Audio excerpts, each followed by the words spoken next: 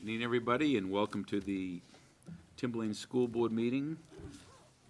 Today is September 7th, 2017. Call the meeting to order. It looks like a little later. It looks like 7:32. If Mrs. Belcher could call the roll, please. Peter Buelow. I'm here. Brian Boyle. Here. Stephanie Dubie. Kim Farah. Here. Donna Green. Here. Dan Guide. Here. Sue Sherman. Here. Gregory Spiro. Here. Kelly Ward. Here. Seated at the board table are the Superintendent of Schools, Dr. O. Metzler, and Student Representative Ryan Lavoy.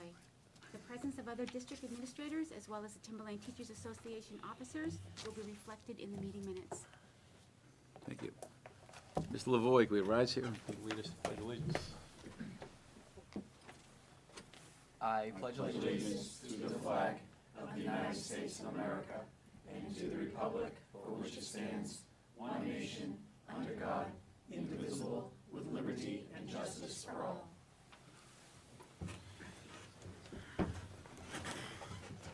Okay, before we get into delegates and individuals here, I want to welcome everybody back as we're starting a new school year. Hopefully everyone had a good first day of school and everything went off well. As the school board chair, I got very few reports of, there was a minor incident, was very nicely handled by the superintendent. So I'm hearing good reports. The staff did a fantastic job of having the facilities open up on time. Everything looked good. Did a quick review of, well, most of the buildings, not all of them, but it looks really good. So I want to thank the staff for their efforts. They did a great job. We don't have anyone, no one's asked to speak on delegates and individuals this evening. Am I correct in assuming that, looking out at the audience? This is good. I'm going to try to, because I know a lot of the people at home are going to, thinking that, that Tom Brady and Bill Belichick are more important than the Timberlane School Board tonight, so we're going to see how much of the school district business we can get done before we lose some of the fans of the Patriots. So what I'm going to do is we'll go into the approval of minutes at the meeting, so that will move, hopefully move along. And we're going to go right on to our first business item here, which is a block schedule assessment plan. Okay, I'm sorry, and while you're sitting down, thank you. Ms. Lavoy, excuse my mistake there. That's all right. So, do you have a report here to get us going here for the year? Sure, I do. So as you said, school just started. Very basic. Everything went smoothly, at least from my view, from what I've heard. Just to, reiterate what you said. Any problems? There was very little problems, at least at the high school, and I know in the middle school as well. There was no huge issues. Everything went smoothly. Everyone enjoyed the first day. With the new block scheduling, everyone seemed to be really excited to see how that was going to go, and so far, so good. Everyone really appreciated that, looked up to that. Some things at the high school that I know are coming up, like after-school programs, like clubs, sports, a lot of things, fall sports have started. They're off going strong. I know some of the field hockey started, as well as football practices and a lot of the other sports at the high school. One thing which I think is definitely really amazing that we do every year for the freshmen is the eventual or field trip. That's coming up next week. So the freshmen kind of bond, come into the high school, come together, bond as a class, go on their big trip, which I think is everyone's looking forward to, especially the freshmen. And then next week, another big thing is the college fair that comes to Timberlane. That's going to be Monday and Tuesday next week for juniors and seniors, and I know that myself included, and the juniors and seniors are excited for that and looking forward to, taking another step in the right direction for their future and things like that. So, yeah, for the most part, school, one weekend, I think everything's going well. So That's good. Very good. Thank you. Okay. Well, start off by saying that we too are pleased with a great start to the school year, and specifically to the topic that we're about to speak to. We've had a great smooth start with the extended learning block at the high school and the middle school, so that's really been exciting. And Mr. Flynn and Mr. Woodworth can talk a little bit about their start as well. So what you have before you this evening is sort of a table that's titled Extended Learning Monitoring. This here is a list of measures. This past spring, this was developed when we were asked to sort of think about how will we assess the extended learning block. And as we began sort of thinking about, are we assessing, or are we sort of making decisions about the effectiveness of the block? Or are we sort of thinking about the impact that this extended learning block, the extended learning time for our students, has on students and staff in our learning system? So this list here before you really sort of talks a lot about the success indicators, the monitoring tools, measures that we use most often. In education, in here in our district, to take a look and to draw some inferences, draw some conclusions about the effectiveness of our programs, about student achievement, student perceptions, instructional effectiveness, student behavior. And so as we started to think about, okay, well, how with the extended learning block will we monitor things for students, and really, how's it going? We're going to use a lot of these same measures.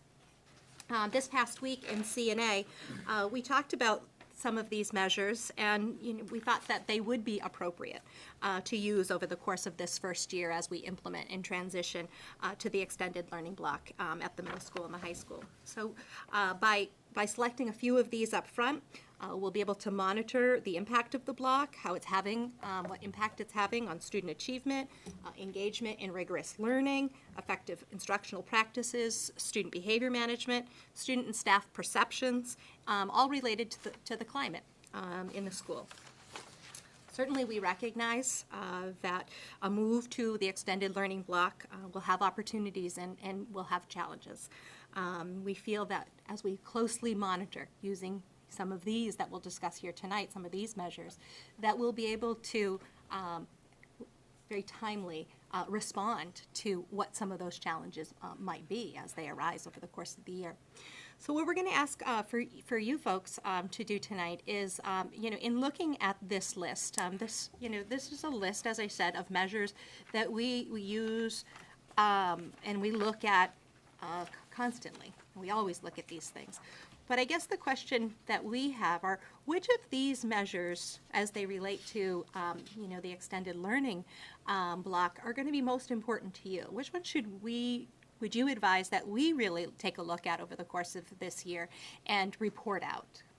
We're going to be looking to do that, some reporting out as part of the CNA, as the CNA committee, but then also to you folks, at the end of our first year, and then into subsequent years. So that's sort of where we're at. Questions? Donna? Hi, so the presence of practices topic, I don't understand what those are. Performance tasks, assessments, use of technology, personalization of how can that be measured in a? It's a great question, and actually it's going on exactly what we said at CNA the other night, is you're going to have a lot of quantitative analysis, and then you're going to have a lot of qualitative analysis. And this category is going to fall under the qualitative, right? It's going to be assessed and speaking with our professional staff and our students, speaking to performance tasks and assessments alone. I've already noticed the pace of those slowing down, not having to hurry up and finish in the 48 minutes a science lab, and we'll speak to the simple ones of the labs and things of that nature. So it's going to be more of assessing, as we always do anyways, but it's going to see kind of the feel of, are we doing better, or is it hindering our students?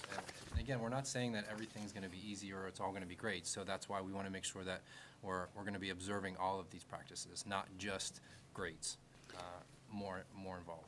At the high school, when we start talking about presence of practice, we're talking about the things that we've been reinforcing through professional development. Say we're looking for personalized learning. We're looking for people to do differentiated instruction where they're meeting kids where they are and assigning things to them that are appropriate for where they're at, delivering the lessons in ways that reach different learners differently. when we see those things happen, there's a presence of practice, a presence of the things that we're trying to reinforce through professional development. So we're going to be encouraged by that. In the block scheduling, there's more time for some of the things we've been trying to do. We're hoping to see an increase in those things that we've been working on. Performance task assessments, which we've been developing, hoping to see more of them developed, as the teachers realize that they have more time to actually get those things done. And so we're hoping to see the, fruition of the types of things that we've been trying to do and struggling to do to some extent in the shorter time periods. Okay, so that's very helpful. So from my point of view, that's sort of the ingredients that bakes the cake. I want to see how far the cake is rising. So in my own personal opinion, I want to see performance outcomes. I want to see data-driven information that shows the success of the ingredients that So do went we. into the cake. Absolutely, so do we. Absolutely. So do Yeah. we. But So- there's two things, like when we're doing walkthroughs and we're doing observations, we're collecting data to see if we're actually doing the things that we're intending to do. Now, that said, we're looking at the results too, and that's reflected in this document. We're looking at the same measures that we've always had, kids' grades, how we do on tests, how we're doing on the specific competencies that we built into the curriculum, what areas of our assessments are we not performing well on? What do we see in our practice that's missing that might be causing that? So it's a lot of the same type of analysis that we always do. So the absence of seeing things that we're working on is a red flag. We would be going back to the deans, having conversations in the department about why we're not seeing that. It gets into evaluation and supervision of staff, depending on what it is you're not seeing or you are seeing. So there's a lot to it. And the end result, like you say, is you want to see growth in student performance. Right, So, but, Donna, specifically, what sort of quantitative, because this discussion came up during curriculum, and you've got more qualitative and quantitative data here than you could possibly analyze over the course of 2 or 3 years. So part of what I thought would be a good discussion for this board is, and you're alluding to it, is what data specifically do you want to see? For instance, do you want to see where the performance is moving on standardized testing, which from the literature, it indicates that sometimes you do get a drop-off in standardized testing. Do you want to see what the overall grade shift looks like in the high school? That may or may not be good, because a lot of times with block scheduling, you get an increase in grades, but that doesn't necessarily mean that it's an increase on standardized testing. So do you have specifics that you're wanting to have CNA gather information over as they report back over the course of the next year or two on this? right, okay, so that was why you've asked us what is of interest to us. Yes. And how many RTIs there have been isn't really of interest to the board. That might be of more interest to you in how you're dealing with your staff. I don't know. No. But, I don't want to belittle the importance of something so significant to what we do as RTI. And that is how, that's the how. Okay? So, right, you're not going to get a grade on RTI, but if you're not finding out what students know or don't know, you're going to have a hard time monitoring the work to improve. So that's what RTI gives us. It's very important, and we want to certainly be paying attention to it. That's why that's there. Sure. It's going to impact in a positive way, if we're doing a good job, the outcomes you're looking for. right. That's Okay, why. but I'm trying to address what it is we want. And so one of my questions is, why can't we have it all? Why can't we have something for every single column and No. an item here? It's- Why, no, but why not? Just answer me that, because, You- just because we're looking at percentage of students taking AP courses, we know that. Percentage of students scoring 3 or more better on AP exams, we know that.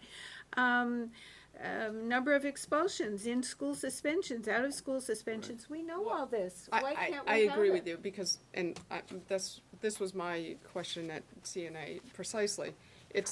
That data is all out there. It would take many school board meetings and presentations in order to get that. You know, I mean, you can find out how many students are scoring 3 or above on AP exams. But for us to actually assess block scheduling,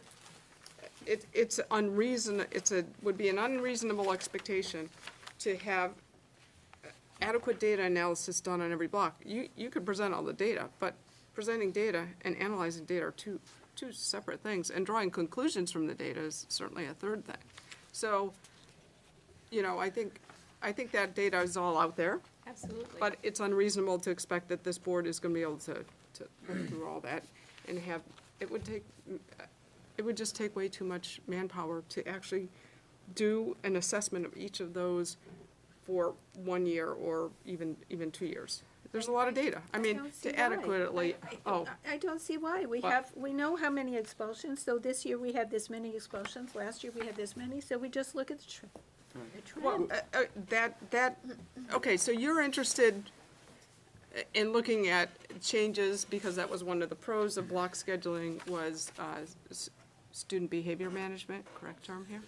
Engagement of students. Engagement of Sure, students. sure. So you're interested in seeing, and that would be my question, because it was a TTA concern, is discipline or student management in the middle and high school. I would hope to see that CNA or the principals, building principals, come back with some quantitative and qualitative data as to how that's changed with block scheduling. I know you've already got qualitative, I mean, you already have anecdotal data on it. All that's good. I Yeah, mean, yeah. Like you said, it's easy to find data. Right, so, and from my perspective, having read some literature and literature reviews on pros and cons of block scheduling, it seems that the benefits are typically related to changes in teacher practices and having adequate professional development. Challenges are, and you alluded to that, is that the pacing in the curriculum, sometimes what you do is you lose the breadth of the curriculum, because now you have more time to go in depth. So where I may not have been able to finish the lab and the teacher moved on, now the teacher is spending that extra 40 minutes, and now what's gonna happen with that instructional period, you know what I mean? It's a lot of the conversation the teachers are having with me. Yeah, so And that's, so far, just to address that specific point, I'm not you asking, know, I'm no, getting, I don't I'm want you getting, to address it getting now. responses that are encouraging. So, Okay. you know, there's a lot of literature, like you say, there's a lot of things to ask questions about. We're reading the same literature. Right. We're asking the same questions, and if you have a question like that, we'll try to help you with finding, you know, something to look at to, you know, give us an indication of how that's going. I'm just saying that for me personally, as a board member, that's the sort of, everybody else can chime in as to what your. That's the stuff I think we'll be talking about at Curriculum Instruction and Assessment Committee. Absolutely. That's the stuff we'll be talking about in-house, you know, as we start to, you know, say, you know, teachers are gonna be very on top of that. You know, they're gonna be looking at, am I effective? How is this impacting my ability to do what I intend to do? You know, do I have to change my strategy in my instructional practice to be able to meet both things, my content expectations, my process, you know, expectations? You know, the competency pieces, you know, each of the things that we have in the curriculum that we spend a lot of time developing are important. So, you know, if we're seeing any of those things slip off, we'll have anecdotal stuff from teachers, we'll have grades, we'll have, you know, results from testing. So we'll have a lot to look at, and we'll be, like you said, trying to determine what's actionable there, what's real, what conclusions can we draw? Is it block scheduling? Is it something else? So all the, block is another thing to consider now with every piece of data that we have.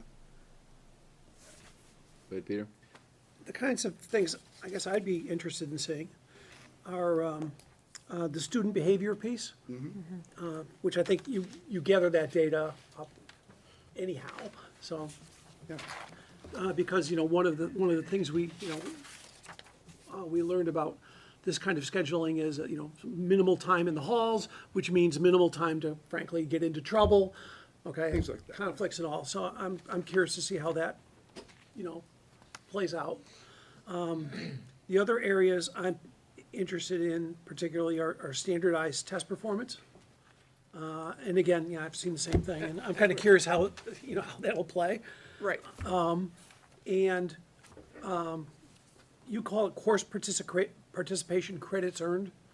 You know, I'm kind of curious, like, you know, what's the average number of credits? When I say credits earned, that's a passing grade, right? Passing grade. So how many credits earned per student last year versus this year versus next year. Because we give them more opportunities to earn credits with this. So Yeah. are we gonna There's- see, Right. You're right. are we gonna see the number of credits go up? And that should be a relatively easy one to pick up as well. Okay. Greg? Thank you. Thank you for coming in. Thank you for the update.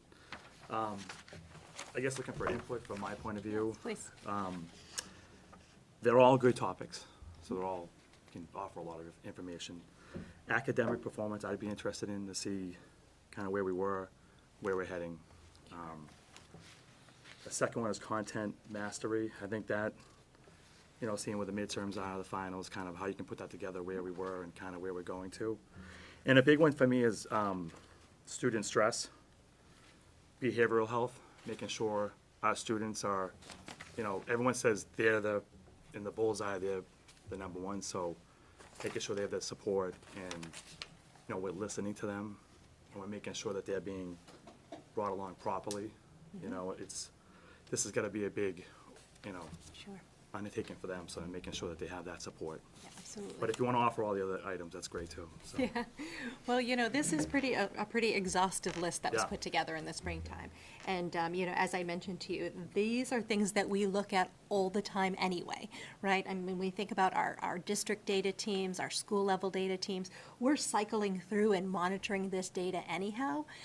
So really, when we come to you and say, you know, what impact is the extended learning block having, we want to know what particular areas, because certainly we could bring all this to you, but I don't think you'd want this, you know, every time, you know, just for time's sake, right? So if there are some things that we can highlight for you and that will help us and yourselves to really know how the extended learning block, among so many other things that are coming into play here. With the extended learning block, we've got some you know, different instructional strategies and techniques that are being, you know, that are being delivered. There's a lot of, you know, changes, if you will, that take place within the extended block.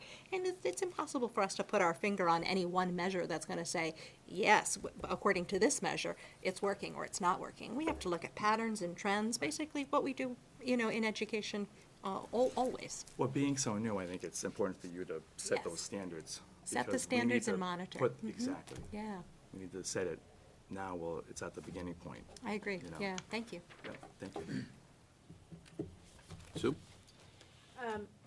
Thanks for coming in tonight. I'm particularly interested in student and teacher relationships, particularly at the middle school.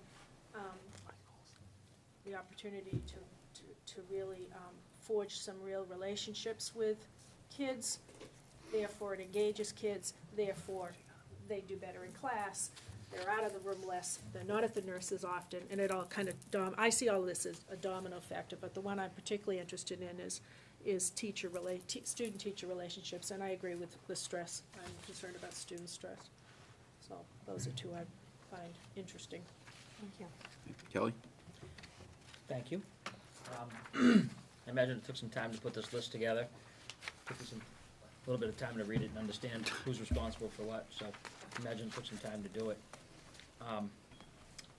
You know, I'm not necessarily interested in seeing all this data all the time, because to be honest with you, I think that falls under your jurisdiction of whether or not this is working. And to be honest, not to micromanage everything you do, I think if you came to the board and said it's working for reasons such as, and you show us a few of the highlights that you've chosen, whether it's different highlights every time, and you show us how it's going along and say, this is why we think it's working, because X, Y, and Z. Right? I think that would be great, mainly because I think a lot of these, a lot of them go hand in hand and they actually affect each other. So presence of practices could affect student stress. It could also affect student engagement, which could affect the dropout rate, courses failed, academic performance.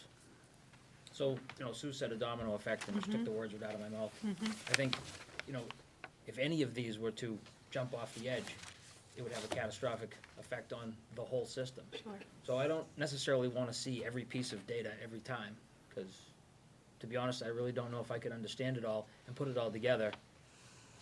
And that's really not our job as a board. Our job as a board is policy and making sure that the top end runs, and the top end runs the middle, and so on and so forth. So, I think you guys did a great job on this. I'm certainly excited to see where block scheduling is going. I know I hear it on both ends, friends that are teachers that love it. My son loves it, doesn't have any issues with it.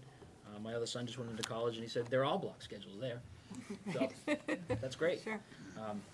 So I think it's exciting. I haven't heard any negative stuff from any of the kids, or the parents, so, that's where I'm at. Excellent. Anything you want to add, Dan? I do have the dropout rate and the yearly percentage and the graduation rates. Now, the yearly percentage, aren't we like one of the lowest in the state? Yes. Okay. And our graduation rate is one of the highest in the state. You got it. Okay. And as far as, I'm going to echo what Kelly said. I'm going to leave it to you guys and for you guys to pick and choose what, the highlights, so to speak. And yeah, as far as block scheduling, I have 3 in block scheduling right now. They all love it. My son, who's in middle school, thought he was going to hate it. He loves it, and so I'm happy with it. We went to the freshman orientation night. It wasn't one teacher who I got a vibe from that wasn't feeling it, and I saw, 18 teachers that night or something, and the vibe wasn't that they weren't going to be able to manage it. They were all the teachers were excited to get started. Most of them even mentioned that this is what we teach anyways. This is what we want to, or this is how we're supposed to teach this, whatever it's called. Mm-hmm. So, I'm good. Excellent. Thanks. Welcome. One of the great things that I just heard about today was that, your study hall blocks are now much longer in the high school, and that you've got dedicated, like a math science study block, and then like social studies or English, so that the students have a teacher there that is in the subject that they're interested in, may need some additional help. So I thought that was excellent, because it's a big chunk of time where they could get some additional help in a subject that they need some assistance in. So it's good that the students are aware now that those teachers are there, other than just monitoring for assistance. So I thought that was a nice addition. Thanks for saying that, and kudos really to the administrators and the staff at both the middle school and the high school, because the planning and preparation that went into a real smooth start, it was phenomenal. It really was. So I think we're seeing that now. I visited a couple of classrooms this week, and the students were excited to talk about what was different and what they liked. So. Right, you were interested in seeing math classes. We went I into did. quite a few. I was also interested in seeing the math classes, because that seems to be where the greatest fears had been among students, and how would I be able to do that? From a short glimpse, it's early, everybody's doing pretty well in the first week of school. But not too many grades have been posted, and not too much frustration is built up yet. We'll see, but we'd like the early returns, the comments, and the tone, the sound of the building. And I know Brian last year had some questions. He was concerned about it, and I'm hearing kind of a hopeful, positive start message that he gave, and that's kind of what I'm hearing from people at this point. And I'm just telling people, don't jump to conclusions. Let's keep paying attention. Let's gather the information. Let's talk about it. And so far, so good.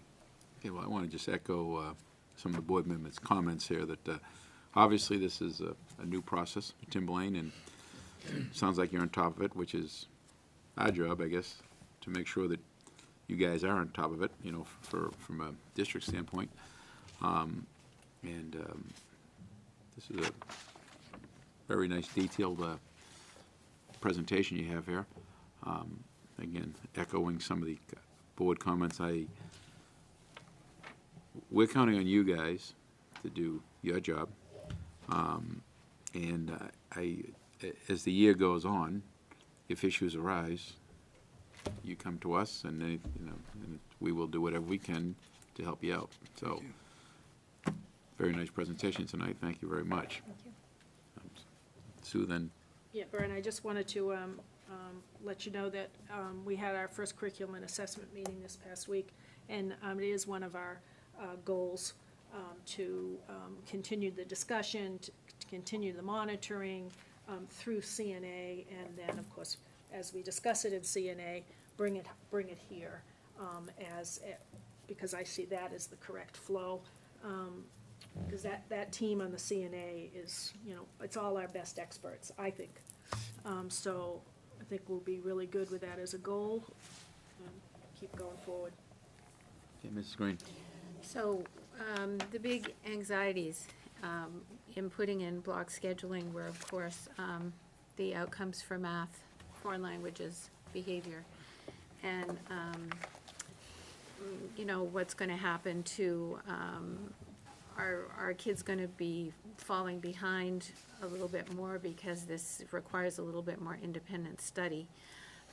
So I would like, as a regular update, for the board to be told about math testing results, foreign language testing results, behavior metrics, and special ed IEP identifications. Take that So back to CNA. that is I'd like to make a motion to that effect, that What? the I'd board. like that to go through the CNA though, Donna. That's well, fine, but, excuse me, don't we usually get testing results? Yeah, through Periods? CNA, We do. Yeah, so, we'd get No. that. Not on a regular basis, though. I'd like to get this in real time when we get them. I'm under the impression we pretty much get it in real time. No, We we do. don't. CNA you want every meets the time they take a first test? Tuesday of the month, we'll have that as a standing agenda item, and if there's something we've got in real time to bring to the board, to the next meeting, we've got 3 of us who sit on the CNA sitting here. We make sure it gets Well, to us. that was my next question, because we have, so, who is on the CNA committee? Peter, Kim, and I, Okay. And wouldn't that be part of your we, weekly or meeting thing? Well, though, just to speak to your point and your concern, because it is a concern of mine with the math and the foreign language, midterms in those subjects will happen when they happen, January. yeah, I think it would be very beneficial at that point to take a look at, baseline versus what happened. Sure. Not, and this is why I wanted to bring this forward, is to, ask the Dean of Math to say, I want to look at, math is a concern, so let's find something from that midterm or the entire midterm from last year, and this, just as a data point. It's only 1 point, so you can't make any, but if you see a big drop-off, it could be indicative, so I don't know if that's something that we could, as a mid-year checkpoint, kind of in those specific subjects. I think that's what you're trying to, I'm not trying to micromanage, not looking at every test, but if it were me, I'd kind of want to know, if I were the dean of whatever, Sure. what's going on with math at that point, and that's a good check, because you've got standardized midterms. We do. We also have our STAR That's STAR on there? universal screening tools, so there's no shortage. Star might shortage of be, data.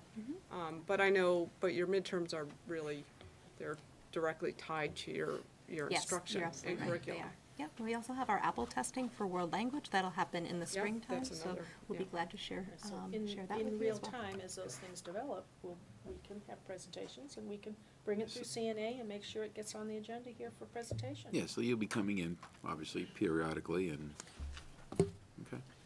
I do have a motion on the table, Mr. Chairman. I'm sorry, I interrupted the motion. No second, so that you didn't interrupt anything. Could you call for a second, please? Is there a second at the motion? No second, the motion fails.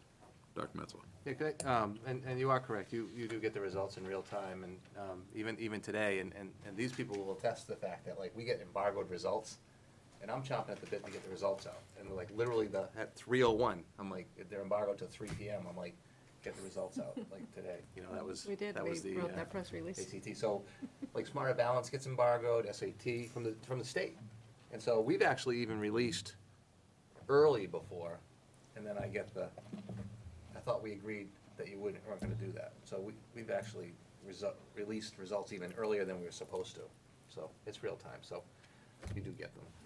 We've never gotten term results. Well, speaking of results, could you kind of help me out, because there was some good results for Timberlane today, and so it's probably a good time to bring this up. So, could you explain what the vetting process there? Because when you because when I was called and you didn't want to, Vetting process in regards to what? about releasing the results of these. Yeah, we get, depending on which particular test you're talking about, today's results were, there's a combination, actually, the state results from SAT are still embargoed, Yeah. but we went with the College Board results, because we've been waiting for, we were heard, you could release them in August, then we heard first week of September, and so we went with the College Board, which we could release.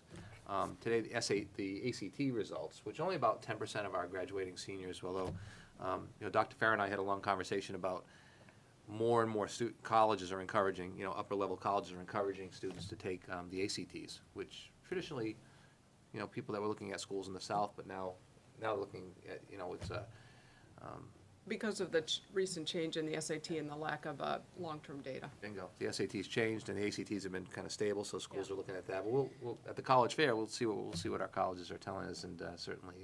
But the vetting process about, we get results, and I ask them to analyze them and work it through the data teams and those sorts of things, and then I want to get that information out. So, on the high school website, they have the 5-year advanced placement AP results. There's a place where you can find them, and we put all 5 years there, and that gets updated annually. Hoping to put the ACTs on there, that's what we were talking about today, so that there'd be another place where people could go and find the information. But, so I asked them to analyze and put together some sort of press release, and then obviously, Christie, puts together her quote, where we call it board Okay. chair, and we let Okay. you know about the results and ask you if you want to contribute or not. Each chair's been a little bit different, some want to, some don't, and we just give you that opportunity, and then we try to get that information out. So then it goes to the board, and then moments after it gets released to the press, right? That's pretty much it. So that's Okay, well, because when I received the phone call, it's always nice to get good news. And I was curious about, how that worked, about I'm thinking to myself, well, if these are test scores, these aren't students' names going out there, these are test scores. and these are, by grade or Right, by, but subject. this isn't So- this isn't classified information, yeah, so that's why I was. No. Well, they embargoed, we get a big thing stuck right on us, says embargoed until September 7th From who? from the College Board or from, Or from the state. Why is that? ACT. What's the rationale for that? I don't know. I mean, they don't release the individual school results. They'll have like their nationwide results, or they may have state results, and then they have a It's part date. of their finalizing process too. I mean, they're also trying to make sure that they have all student results. If you think about like the Smarter Balanced Assessment, we've got students taking in the state electronically. We still have paper pencil. We've got students that are taking an alternative assessment. So for some of that data, they're still waiting on bits and pieces. And so until it's really all pulled together, you might have, we can get into the system and get a sense of maybe some approximate scores and things, but until they actually, release that embargoed data. And there's a step. So typically you'll get preliminary results, and Right. so if you notice blatant discrepancies, like some people, like 15 kids were zeros because they lost the test, or you would report Yeah. back, like, wait, So you have a chance to kind of look at your data before they actually finalize it, and at least at the state level, Right. So that's why, now, the other part about vetting, I want you to look into the lens. So I'm firing off, get this out, get that out, do this, get this report done, so they have like, Kathy has a list of like 20 things, and, where does get the press release out on the ACT scores, and that happened to be today. We got them today, but it was, because then I'm calling an email, where is it? Well, I'm working on one of the other 10 things that you asked me to do, so that's why, and then it was like almost 3 o'clock, we called you at about 10 of 3, and said, I looked at it, I go, where's the school board's? Where's the chair's quote on this? And so, I think it would show the proper respect to the board to have these results vetted with us first before they become public information. Especially given that today was a report on, a possible report, an opportunity to report to the board on these results. I personally do not like being told business about the school district through press releases. We are the board, we should be the first source of information, not the last. Well, in this particular case, as a chairman, I was notified. I mean, I would have no trouble taking that and making sure as I'm notified, you're notified. I have no problem saying, but it's not, that type of information, why would this, What's the vet? the school board, I guess, I would not be looking for input from fellow board members to comment on a good test score. It just shows the proper deference to the board to present the information to us first before it becomes a press release, and Well- this is. Then it's not timely, you were then I'll talking tell you about what. it being timely. I mean, it should be, usually, you know about it, like, minutes, but I'll tell you what, I'll take that on myself. I will make sure that, as I'm notified, I have no trouble letting the board know this. The board was all notified at the same time. We all know. Before the press Oh, release. Yeah, And we then get the the press press release. release and then you release it. Okay, so what, We got the email and then. We're the press having a release. meeting tonight. Why Okay. wasn't the information presented to us and then a press release put out tomorrow? That seems to me the proper order of function. So a press release, well, what if we weren't meeting tonight? You want them to hold it until whenever we're gonna meet next, the 14th? Wait till the 14th till we can tell you about it? What and then is the release it? rush? What is the Well, rush? Oh, but we've you just wanted said you this wanted things information timely. forever. I want the information. You want the information. you got the information You though. got it. You got it today after 3 o'clock. No, then when By she the gets way, it, she doesn't all I like how have- she gets it. Okay, All I listen. have is a press release. I don't have any information. I just have a That's blurb exact from a same- press release. Where is our detailed information? You don't need it. Doesn't exist. Again, I think information of this nature, it seems, what happened today makes perfect sense to me.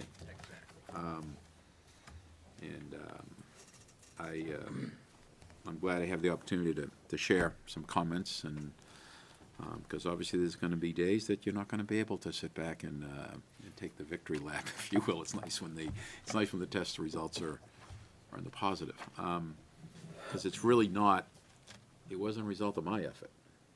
You know, that was a result of their effort and the students who took the exam. So I don't see holding that information until, it's not a board review matter, if you will. My point is simply one of the proper deference to be shown to the board.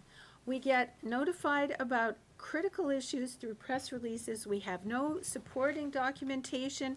It could have easily been given to us at a meeting and then a subsequent press release made. But we're always playing catch-up with the press releases. It's just a general point.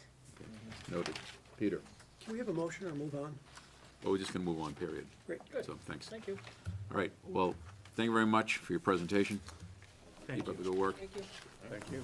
Thank you, nice job. That's it. Sandown Schools Plan. Go on. First, I wanted to thank you, because I know, we had an August 1st deadline, and you gave us additional time.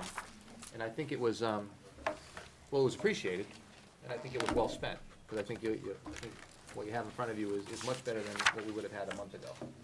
So, again, I say thank you for giving us the additional time, and I want to thank, Christie and Tom and others that contributed to the report, as well as SLT.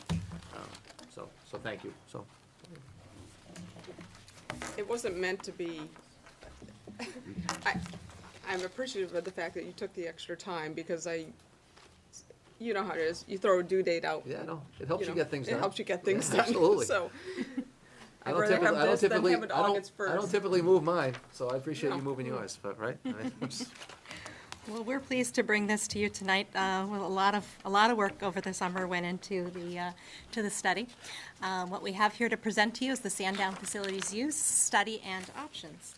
You'll see here that there were numerous contributors to this study over the summer, following the presentation that was made to you at the end of May by the administrators at Sandown North, Mrs. Georgian and Mrs.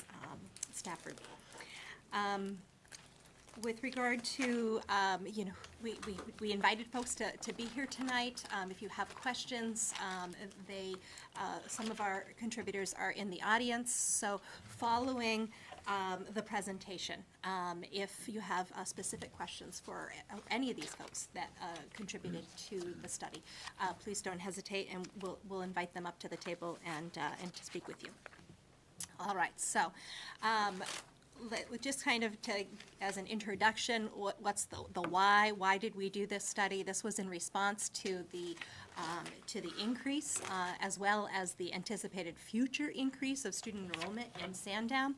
And certainly we recognize that as resultant of an increase in the housing development within the town. Within the report that you have, you'll see that we speak to facilities, programs, grade organization. We speak to 4 different options, which I'll talk with you about in just a moment. We're providing this to you to assist you, the board, in addressing the spacing issue that we have before us here in the district. All right, so your packet, it's a comprehensive study. You'll see an introduction, the objective. You're also going to see within your packet criteria for evaluation of the options. So I would suggest that as we sort of think about these 4 options, we're thinking about specific criteria, such as, does an option solve a problem? Does it provide long-term flexibility? Is it financially responsible? Okay. In addition to each of the 4 options that Mr. Geary and I will go through tonight, at the end of your packet, towards the end of your packet, you have a comparisons table, goes through each of the options, does a bit of a comparison for you.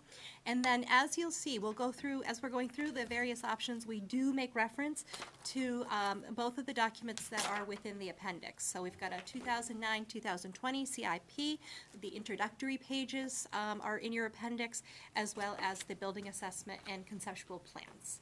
Okay, we'll talk more about those as we go along this evening. So 4 options were studied. Option number 1. Option number 1 would be a TLC pre-K through grade 1, housed at Sandown Central School with grades 2 through 5 at Sandown North Elementary. Option number 2. Kindergarten through grade 2, housed at Sandown Central with grades 3 through 5 at Sandown North. And the Timberlane Learning Center would be relocated to Pollard School. Option number 3, close Sandown Central School, build an addition to Sandown North, housing pre-K through grade 5, similar structure to our other elementary schools, and then the district preschool would be moved to a more centralized location.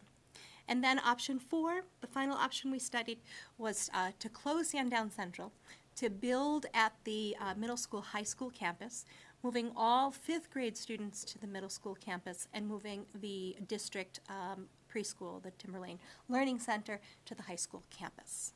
Okay? So we'll start out with option number 1. Sorry, can I just ask, so preschool, district preschool and TLC is the same entity? Yes.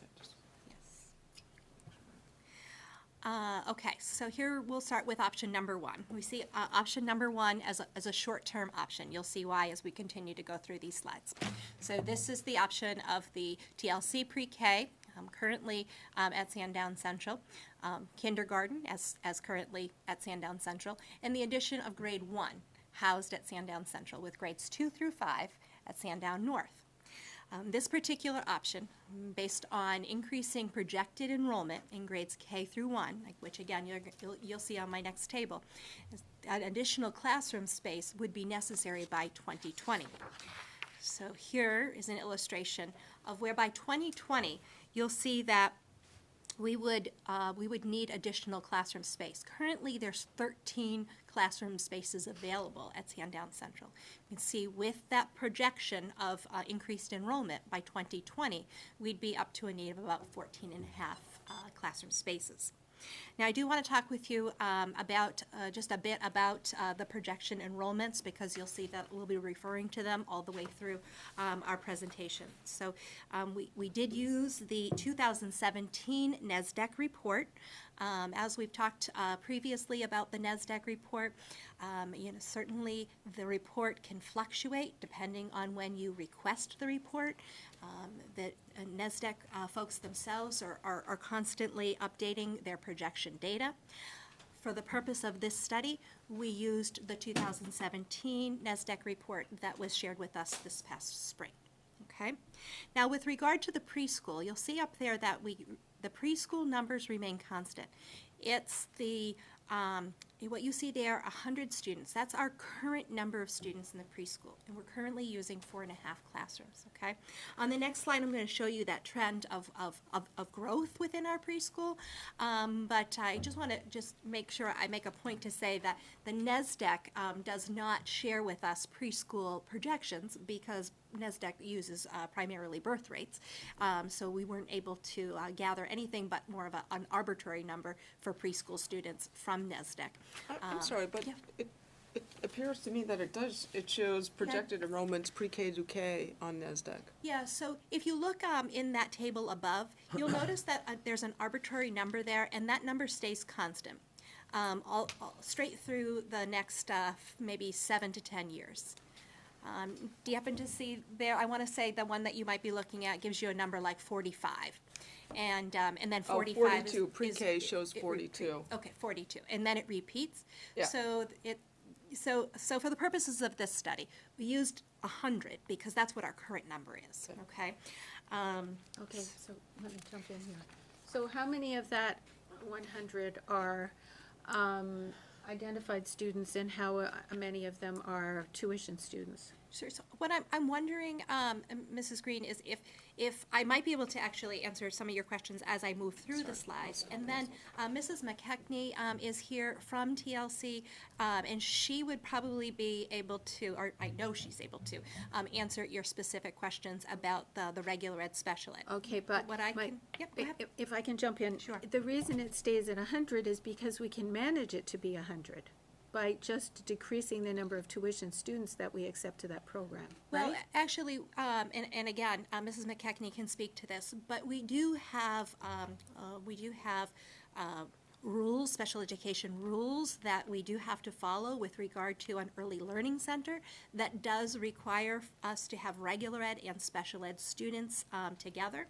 So what you see here on this slide is that dating back to the 14-15 school year, we started with 65 students, okay, regular ed and special ed students. So those are the students that were required to support students starting at age 2 years, 9 months, okay, or we can say 3-year-olds and 4-year-olds, as well as our typical paying pre-K tuition students. We started 14-15 school year at 65 students. We typically, and Mrs. McKechnie shared this with me, is that we typically see a mid-year growth, okay? So just take a quick peek there. We started at 65, we went to 91, 26 new enrollments that year. The first year that TLC moved from Pollard School to Sandown Central, 52 to 68, 16 new students there. 69 to 105 students last year. Huge jump there at 36 additional students, and we're starting the year off with 100 students. Okay, so under this same option, option number 1, having preschool, kindergarten, and grade 1 at Sandown Central, this is what Sandown North would look like under this option, okay? So grade 2 through 5, you'll notice that each year, sort of up till we get to closer to 22, year 22, 23, 23, 24, it does open up some additional classroom space at Sandown North, and that would give them some reprieve from some of the things that they talked with you about in May. The real congested areas, such as the library, the art room, student service delivery areas, enrichment spaces. I was talking with their enrichment teacher today, who's telling me that she's in a shared space, and then she's, kind of moving around throughout the day. She doesn't have a dedicated space. So you'll see under this model that there would be some rooms that would sort of open up to alleviate some of the current congestion and some of the anticipated congestion if we were to do nothing.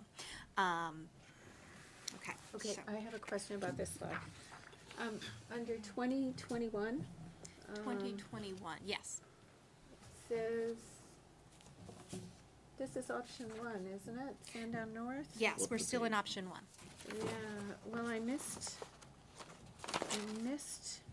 wasn't there another one that, the key projected enrollment versus classroom space for, before you got to this one? In our booklet, there's a different chart in here. There's this one, but then there's a previous chart. That and was there's- there, they had that up. We already put that up Okay, there. so could you go back to this one if you wouldn't mind, because I have a Listen, question about that Here's, one. here's my suggestion, finish it, and then Let's, we'll let's let the presentation go in, and then we should, then we'll fire off the questions. Okay, but I think there's actually a mistake in it. That's why. Well, that's what, We'll go back. I think we should, If- let these guys do their presentation, then we'll Sure, that, we'll ask that- the questions. I that'd be think great. that, Thank you. because we seem to have the right people in the room to answer our questions, Yeah, so. absolutely, thank you. Okay, so then, again, under option one, what are we talking about our staffing needs would be? So let's start out with the need of a school counselor. So our school counselors are providing the second step guidance curriculum. Of course, our school counselors are also providing a small group counseling support, support to our families, ensuring that they have the proper services and contacts. Currently, we do not have a school counselor at Sandown Central. A school counselor would be necessary. We have an immediate need for a school counselor there, but certainly if we were to move another grade level to Sandown Central, a full-time school counselor would be a necessity. We'd also be looking for a half-time library media specialist at Sandown Central. Certainly, we all understand what would be the support and the service of a library media specialist, but a few ideas there just in terms of providing library services to our preschool, kindergarten, and first grade students, book circulation, providing the library and media resources to our instructional staff and for our students. So again, we don't currently have a library media specialist at Sandown Central. Both of those positions that I just spoke to, the school counselor as well as library media specialist, those were eliminated at the time that we did a consolidation back in 2015. Now, what about anticipated classroom teachers? So again, based on those NESDEC projections, we'd be looking by 2019 for one additional classroom teacher needed at both Sandown North and Sandown Central. And by 2020, an additional teacher, again, would be needed at both of those schools.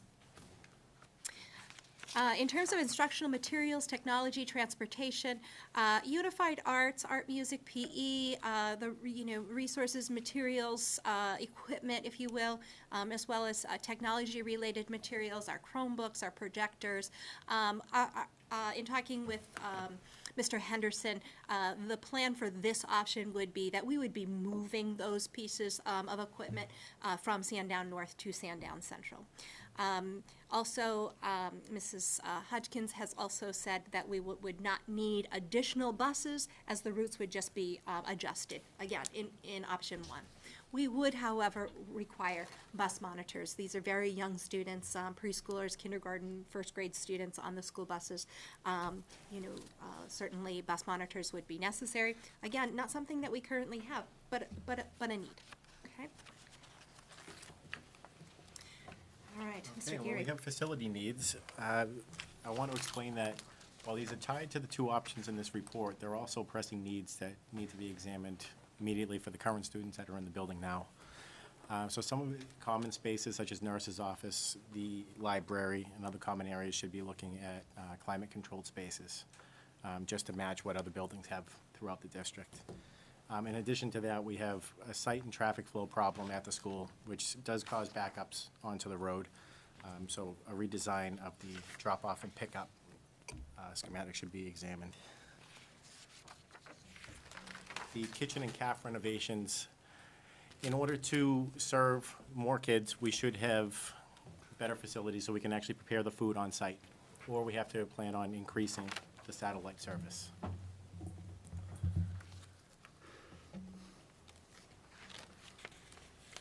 Right, so we've covered option one for you. What we'd like to do now is move into option two, another short-term option. We'll illustrate for you on the next few slides why this, again, would be a short-term option. So under this option, kindergarten through grade 2 would be housed at Sandown Central School with grades 3 through 5 at Sandown North, and TLC preschool program, our district preschool program, would move to Pollard School.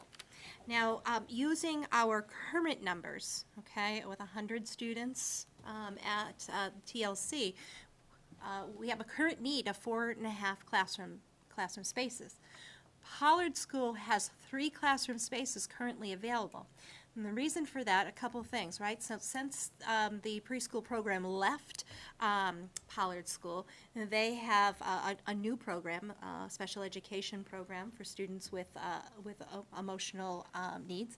That program has since replaced, sort of taken the place of, I guess, the preschool program that was there. In addition to that, the preschool program has also grown. So when we look at Pollard classroom space, they do have classroom spaces on the top floor. Those spaces are not currently being used by students because there are some ADA compliance issues. If we were to look more specifically at option 2, we would really be, having to do some further study and really consider something like an elevator or a lift to make the classroom spaces on their 3rd floor accessible for students, okay? So here's what we'd be looking at for enrollment projections in classroom spaces under option 2. Sandown Central, we've got our kindergarten, grade 1, grade 2. We do have a shared room for art and music. You can see there that, again, by 2020, the projected enrollments, based on what we're seeing here through the NESDEC reports, is that we'd be looking for an additional room, if you will, at Sandown Central by that point. 14 spaces would be needed, and we've got 13 spaces available. Mr. Chairman, there's such a glaring question here. It's showing 81 students with 5 rooms and 85 students with 4 rooms.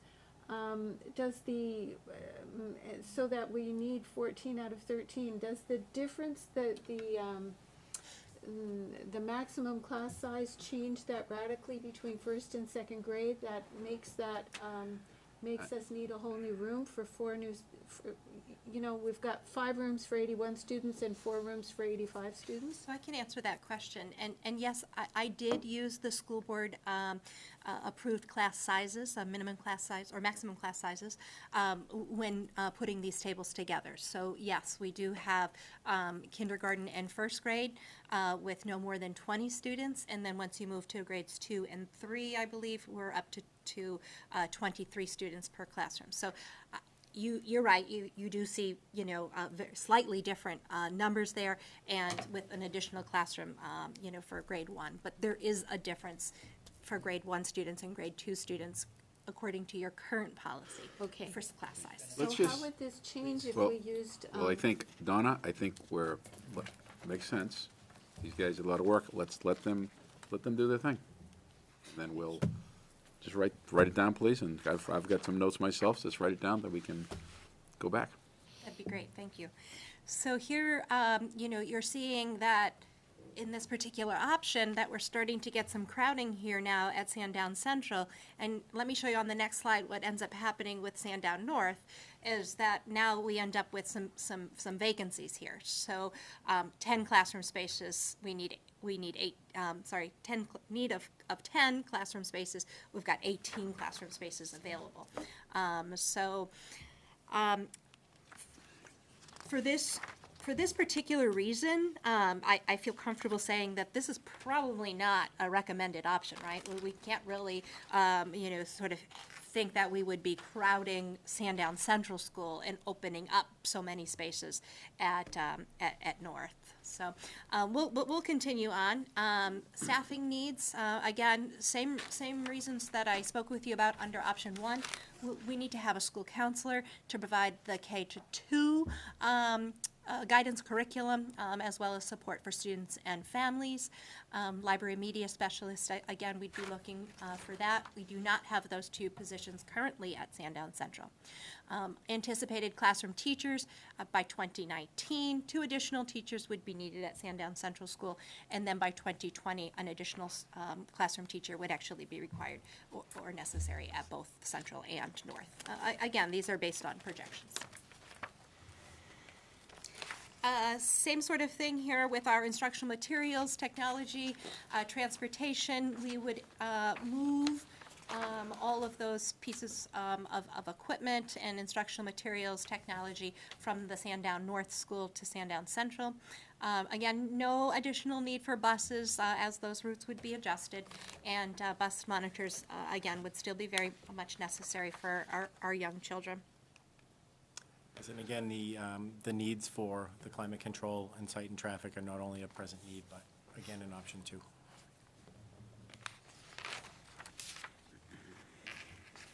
And again, the kitchen and caf renovations remain the same, the costs remain the same. All right, so now moving into our first, might be considered a long-term option. In this particular option, proposes the consolidation of Sandown North and Sandown Central schools to the Sandown North facility. Okay, in this particular instance, the Sandown North facility would receive an appropriate addition, updates to the school to meet the growing needs of Sandown's population, pre-K to 5, as projected and as we currently see through the 2017 ESDEC reports. As I mentioned to you previously, the district pre-K program would be relocated to a more centralized location. And for discussion purposes and sort of in lieu of a more recent consolidation study, we could take a look at the consolidation study that had been performed by LaValle Brenzinger Architects as part of that 2009-2020 capital improvement plan. We did include some information for you. I believe it's in Appendix A that does speak to the addition in that consolidation study that was performed. Okay, so here is what we'd be looking at, again, for enrollment and classroom spaces for Sandown North, plus an addition. This first slide captures pre-K, kindergarten, grade 1 and 2, grades 3, 4, and 5, and total classroom spaces needed.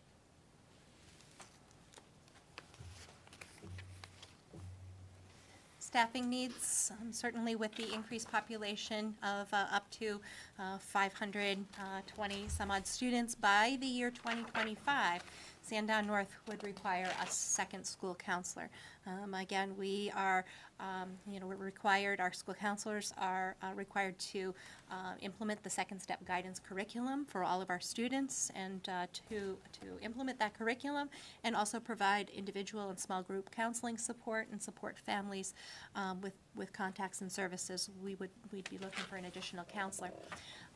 5 additional classroom teachers would be necessary at Sandown North over the next few years here. So by 2019, 2 additional classroom teachers, 2 more classroom teachers would be needed by 2020, and then by 2023, looking at 1 more teacher. And we did open up the lines of communication between us and LaValle and Bressinger at no cost to the district, just to update some of the figures, because obviously 2008 construction dollars and not 2017 construction dollars. So we have a range of about $1 to $1.5 million, plus some soft costs for design and code upgrades. All right, option number 4. Another option that might be considered a long-term option. So this particular option was studied with the intention of addressing the anticipated enrollment increases, and it certainly provided a relevant discussion as we moved through the study. Though that it's understood that this type of an option would have a much larger scope and than what was really defined by us for this particular study that we worked on this summer, and it does have implications for all towns. So just sort of keeping that at the back of your mind as we kind of go through this option number 4. Just as a reminder, this particular option proposes closing Sandown Central, building at the middle school, high school campus. We would look to move all district 5th graders to the middle school campus and the district preschool program to the high school campus. Okay. Again, further investigation, if this option were something that you might consider, this option would need further study, but we also found in studying this option that it doesn't actually alleviate Sandown North's concerns. So, tidbit there. Okay, so what would enrollment classroom spaces take? What would that look like at the middle school, grades 5, 6, 7, and 8? We'd be looking at 4 classrooms per grade level.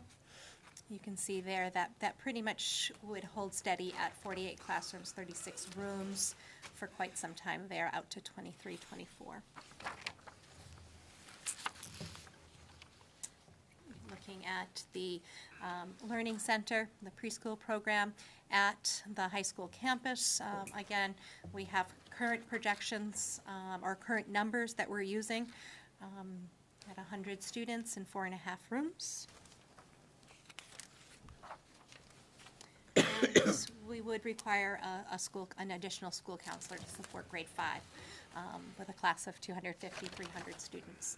Certainly, additional staffing support may be necessary, depending on what the needs might be for special education students in that 5th grade class, moving up to the middle school, and depending on how we would sort of share unified arts teachers with the elementary schools and the middle school. There might be some additional needs for unified arts teachers if this model were or this option were to be selected. Similarly to the other options, we would be moving equipment, instructional materials, technology from the elementary schools up to the middle school, high school campus. And certainly, Mrs. Hodgkins was confident that additional buses would certainly be required with this particular option, and that would be additional buses from each of the towns.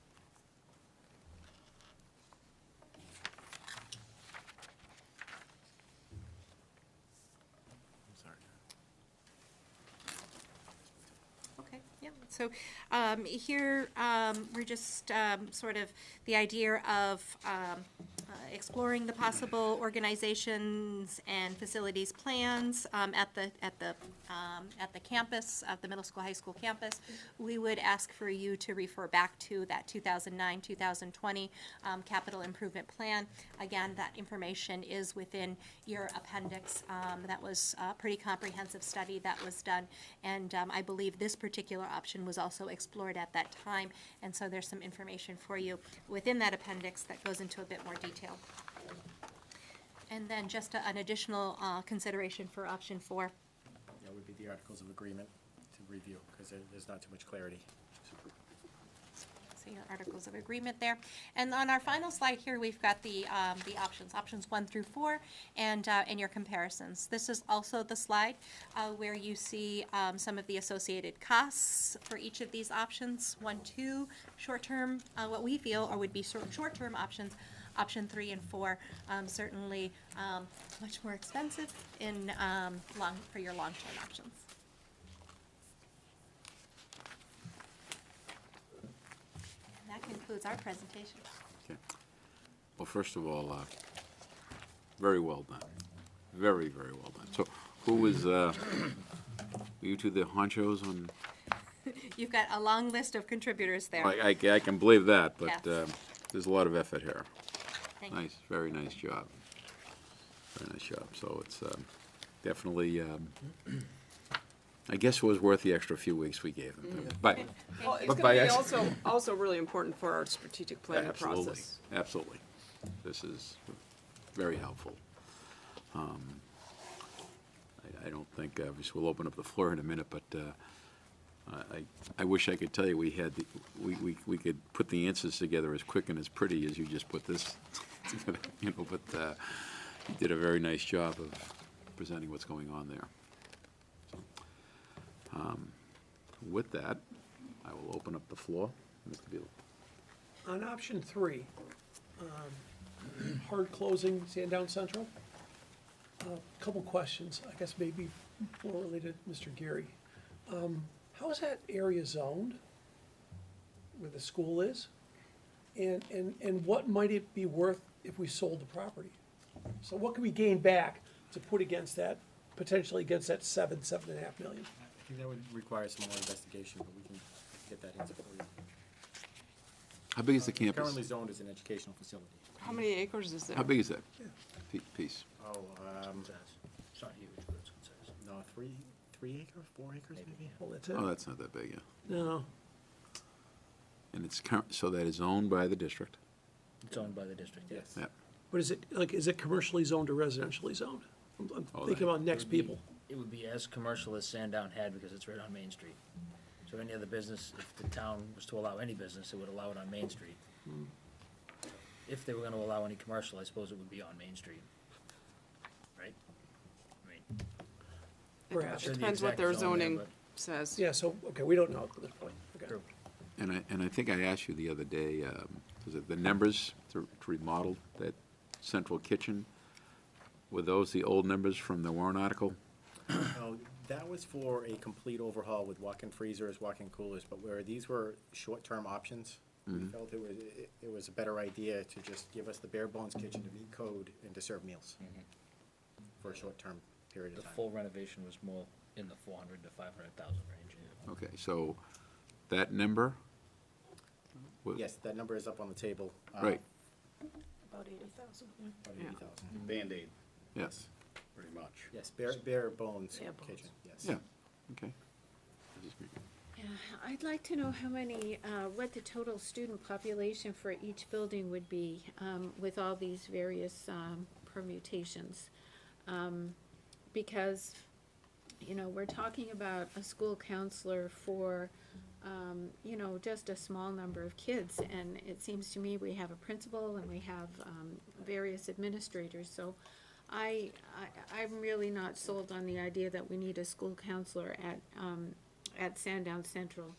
And also a library media specialist for either, but in any event, I still wanna go back to the slide with the yellow highlighting in the middle of it, which is on page 12 of mine, which is, or the first or second slide of option 1 or 2. Okay, I'm gonna go back there myself and see if we can't answer your question. Which page are you on? I think page 12, that would be the second, option 2, the first slide, first chart on option 2. It has a yellow highlighting in the middle.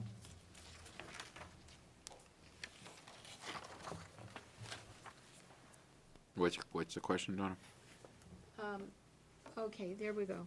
So, this is showing, so 10 students, 4.5 rooms. That is 20.25 students a room.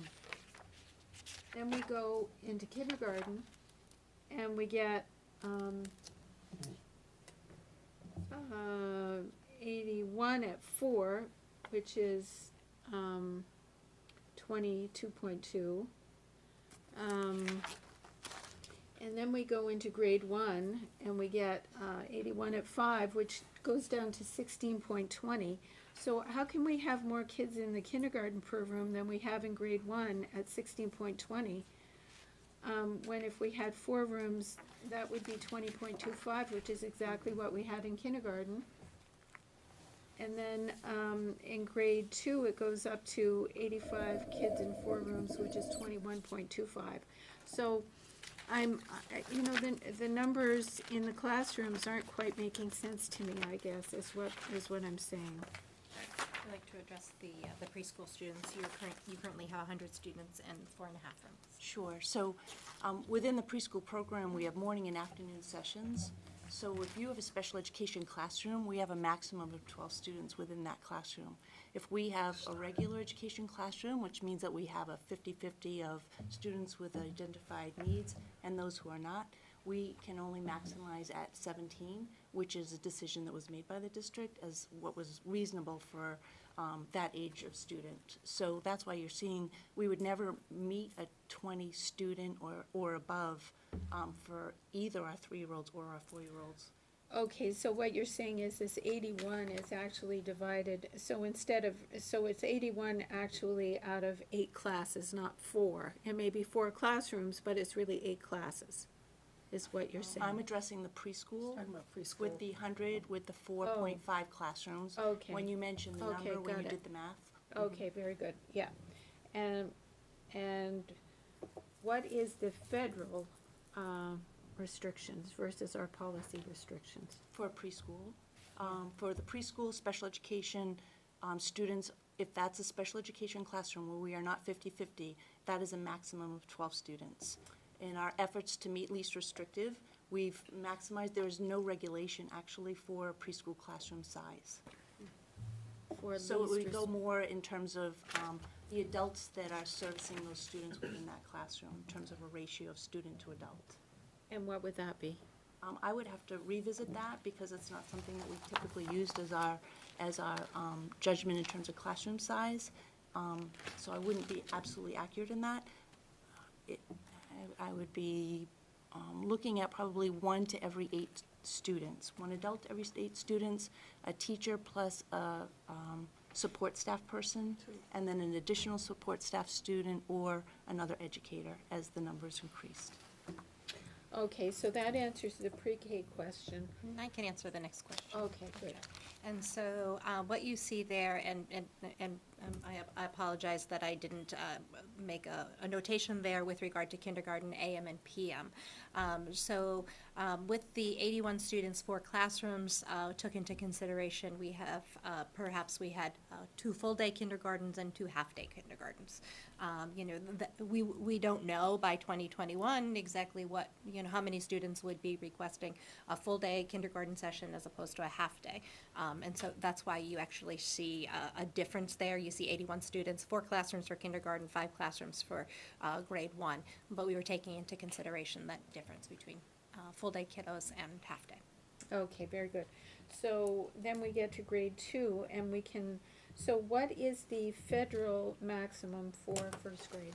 To be honest with you, I don't think there are such things as federal Well, then the state, regulations. okay, And- what would the state maximum And I'm sorry, I be? don't have those off the top of my head. Okay, because I think it's important to know if we have to revise our policies to, you know, we have to look at what the state requirements are versus our policies when Sure, we're looking no, at everything. Oh, absolutely. Yeah. As I had said, for this particular study, what I took into consideration were Timberlane policies. Right, okay, so, it would be helpful for me to know what the total student population is at each school under each scenario. Would you have that? No, but certainly with some quick math, I can do some adding. Okay. I didn't tally total school numbers. I broke that out for you by individual grade level.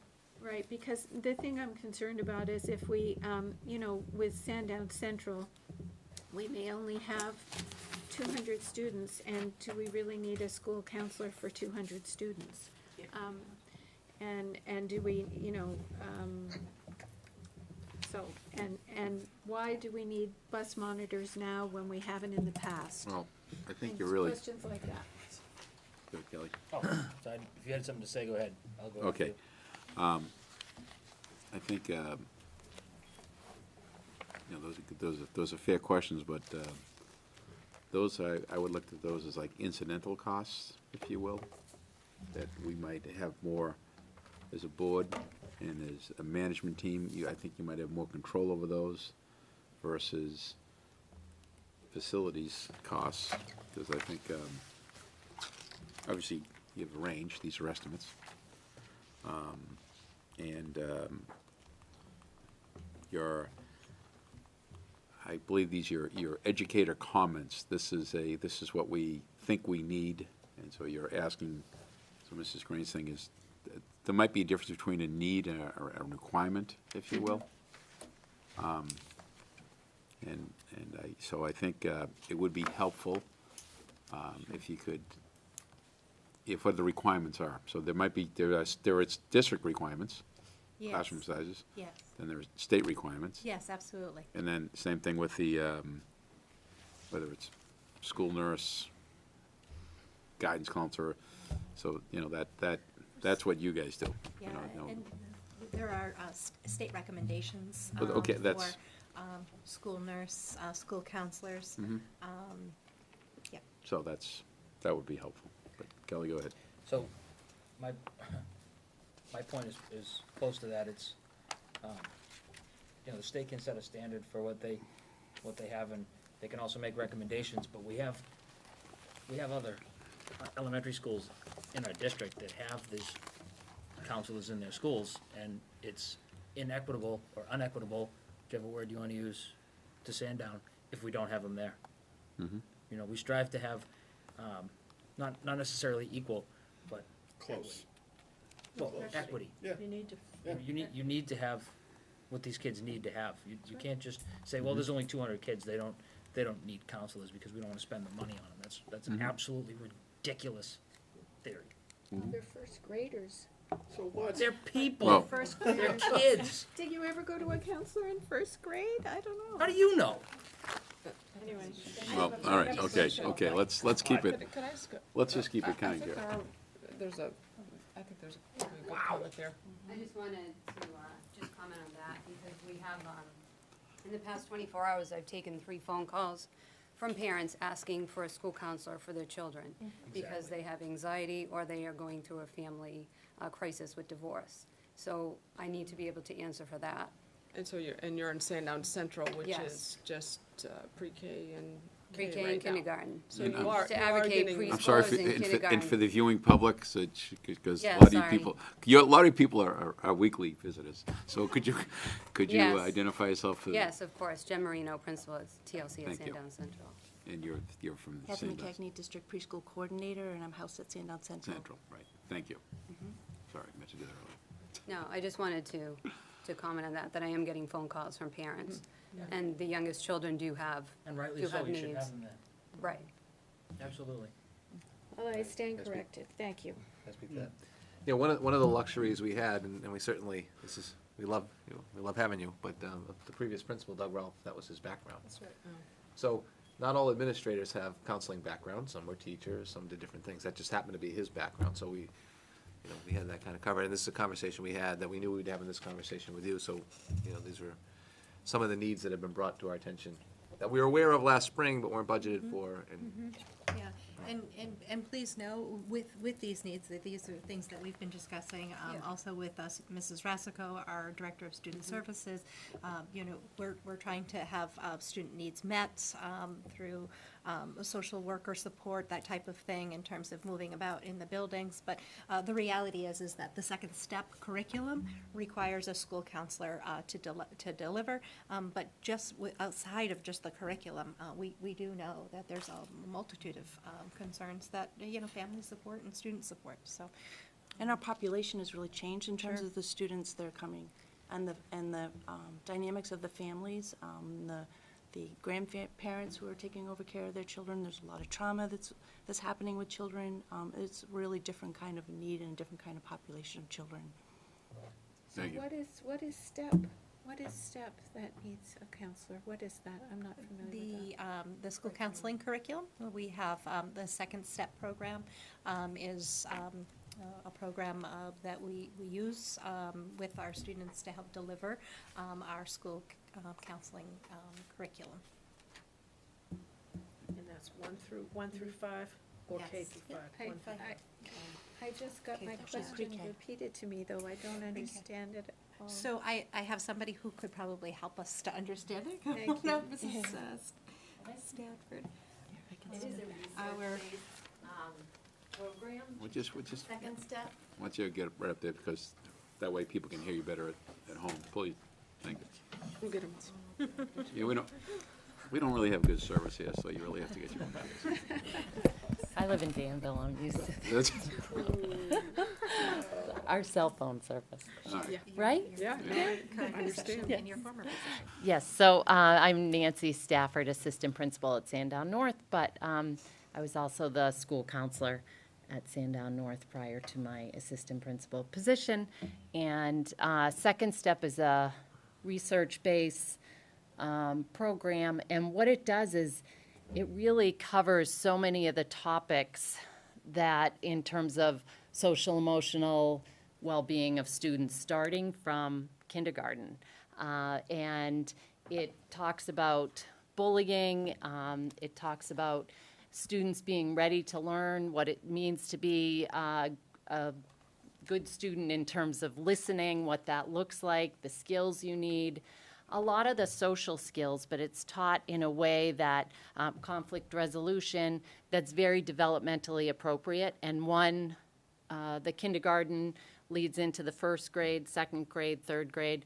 There's some videos, there's a lot of discussion. The kids really love it, and it's something that teachers also are able to easily continue with. It's not enough for a school counselor to go in, quite honestly, school counselors are so busy, they cannot be in classrooms all the time every week. So they set aside time to go into classrooms, but a good part of their day is doing small groups, working with families, and what helps with the second step is that it makes it so that teachers are able to take the information from the school counselor and continue with it and reinforce those things. The kids learn the language that's used, and I know the school counselors have been very, very pleased with it, and we've gotten a lot of good feedback.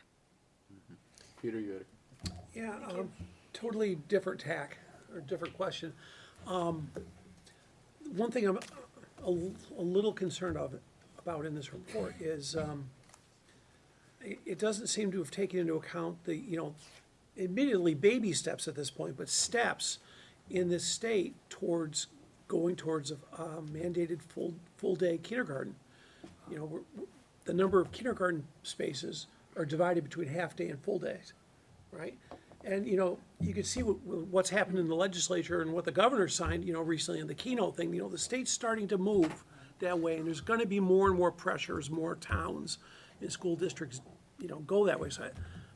So I'm just thinking the kindergarten classrooms are, out in 2021, 22, or might be understated. interesting, good point. Kim? A question on the Pollard School and ADA compliance on the third floor. I would assume that would be grandfathered because it's an existing building, and that you could put classrooms up there that, say, didn't have students in that would need ADA compliant facilities. I know that from my own institution, that sometimes we move classes around because our buildings are old. If that is the case, that would mean then you could use that without adding an elevator, correct? It would preclude anybody with mobility issues from attending those classrooms. And given the right, nature of so the program, we think it would be best off building that compliance right in from the start. Well, But if technically grandfathered is a word I don't like to use when it comes to facilities, but well, I Yes. don't either, but if you have an elementary school with, I don't know how many classes in it, and you only need 3 or 4 ADA compliant classrooms, you put those on the bottom floor, and then you let it's not a minor expense to put an elevator into Pollard. It's a large No, but where expense. TLC is sort of I don't mean to speak, it's a school within a school, I guess I could say, right? It's a program in a school. And they would need, it would throw off the configuration of the building, and talking to Principal Ozier, she felt that was the best place for the program in the building. Okay, so that helps answer that question that I had. That's the rationale for that. Okay. Another question I have is, this old plan done by the architects calls for 20,000 square feet in addition. It looks like if I were gonna build this, I'd wanna go from 18 rooms to 28 rooms. How many classrooms is 20,000 square feet gonna give us? I guess it all depends on the grade level that's dictated. There are construction guidelines to follow. New Hampshire Ed 325, and they dictate by the grade level how big it should be, the number of small group instruction rooms. On average, anywhere from 900 to 1,100 square feet. Like that. Okay, so 9 to 11, so it's gonna give us probably 10 classrooms. Sure. And then you Because- want to add in small group instruction, corridors, restroom facilities. Well, because I'm looking that in option 3, you're maxing out, well, up to 23, 24, 27 classrooms, which means that, we wanna think about building more than 27. We don't wanna underbuild at that point. In terms of staffing, I know we have duplicate staffing, because you've got central and north. I would assume if there's a consolidation, not that I want anybody to lose their position, and this is a long way down the road, but you would reduce your staffing, say a principal and an assistant principal when those consolidate. What I'm trying to get my head around, because if we ultimately move to this, and I guess I'm getting beyond where we are right now, is what's the payback time for an addition that's gonna cost $8 million in terms of savings, in terms of facilities, staffing, and so on and so forth? Just sort of the exercise that you went through when you did the consolidation study before. So at some point, we're gonna need to kind of get those figures to kind of look at it in a long term. We'll add, obviously, utility costs and other operational costs right. that aren't captured. Maintenance and, I mean, you're just, so, and the last thing I wanted to add in here is the NASDAQ projections for Sandown.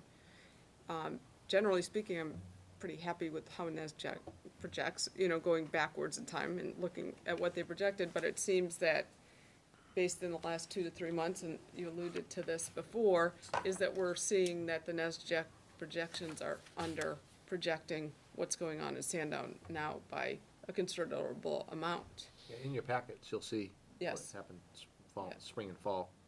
Okay. Yeah, so I just want to And we have and I sent that out bring that out Friday. there for people that are, So you could wrap your heads around this report tonight, because we have reason to believe in the weeks and months ahead that those numbers are just gonna continue to increase. We're hearing about families coming, relatives are coming, right? And families of, friends of families, so it's, Sandown's really gonna get quite a burst, quite a spike in enrollment, over this. Sorry, if I may, I'd like to answer Mr. Belo's question, because I did pull up the property card while I was waiting. So Thank you. it looks like I was off by an acre, so it's close to 5 acres, and it is zoned commercial. Excellent. So Tom, did Increases you, the value. on the costs, like you had there was the original proposal, so either that, in 2008, I'm sorry, I'm on page 18. That facilities proposal in 2008, either that number's low, at 5.6 million, or, because when I look at from a construction standpoint, what's happened in the last 9 years, so they gave you these information, so it went from 5.6, or so we'll call 5.7 million, up to a range of 6.5 to 7.2 million. Is that what they told you? That's the information I got from. Yeah, it just seems low to me. I don't know if you know what you've experienced in Haverhill, but when you look at that, I just know that in light commercial and residential construction in this general area, there's been significant increases in the last 9 years. So, I have to preface you with Massachusetts construction costs are a lot higher than New Hampshire. Yeah, well, yeah. Double. Learning Yes, curve yeah. I had it Yes. into, so. yeah, but I'm just saying, well, I can just tell you that, in my line of work, it's just, right, wrong, or different. There's been Sure. a much larger percentage of that, and I'm just curious, so when you called up that firm, was that just a quick little ballpark you think they might have given you, or? It was a very rough back of the envelope. Yeah. Guess Yeah, okay. on his part. They think anything good, yeah. Promised them I think wouldn't that would hold have to them be. to that, so I hope we can Yeah, honor that. no, I'm just saying, I think it's, obviously you can't go back to 2008 numbers and, but then, I don't know how good that estimate was, but I can, based on a 2008 estimate, that current number is gonna be a hell of a lot higher than that. That's personally more the option I prefer anyway. I don't like going down the road of changing the articles of agreement to move fifth graders into I don't like the feel of that at all. So, it's an option, but me personally, it doesn't do much for me. and it does look like we'd need more than 20,000 square feet based on what they're saying here on page 19. I mean, that would just squeak you into, and you're not gonna wanna do that on you're gonna wanna add I at think least a 3 and couple 4, extra. we're gonna take significant more building stacking. And obviously costs absolutely. Right, involved. right. This stuff isn't free from designers, so. No, Really? but it's nice of them to at least give it a shot. Yes. Okay, but I don't know how flexible this is to increase more than 20,000 square feet. Because, you know, the lot is already bursting at the seams, so I don't know how much, you know, we could be putting ourselves in a straitjacket here with this option for future growth. And Mrs. Sherman, remind me how much the CIP proposal was for an elevator in Pollard. Like, I have a memory of like $750,000. Yes, it's right around 750. Yeah, I didn't bring that with me $750,000 to put an weigh elevator in Pollard. do the whole elevator. Well, now these, but the thing is, Donna, wasn't the, I believe, when we went on that facilities tour a few months back, these plans already exist. That's what I was about to say, is that they've already, this company's already come out and said, we can fit this. 2008 plans. Right. So Well, it hasn't these- changed. No, I understand. Well, no, but they said they could fit 20,000 square feet, and 20,000 square feet of addition is not going to be adequate. You're gonna In need more than 2008, 20,000. But in 08 they 20,000. did. 08, 20,000 was enough. Right. Right. They haven't changed the Yeah. estimate, they just changed the dollar figures that would cost. Yeah, right. So we don't, I don't. We need more And that's room just than that. based Need on more that, room. that very design. yeah, Right, I mean, Yeah, it there could says be we're a- not gonna a put new a design. three-floor addition to Right. fit more square footage. right. Sure. Okay. The comments? Again, great job, really nice job. Thank you. Thank you. All right, Thank you.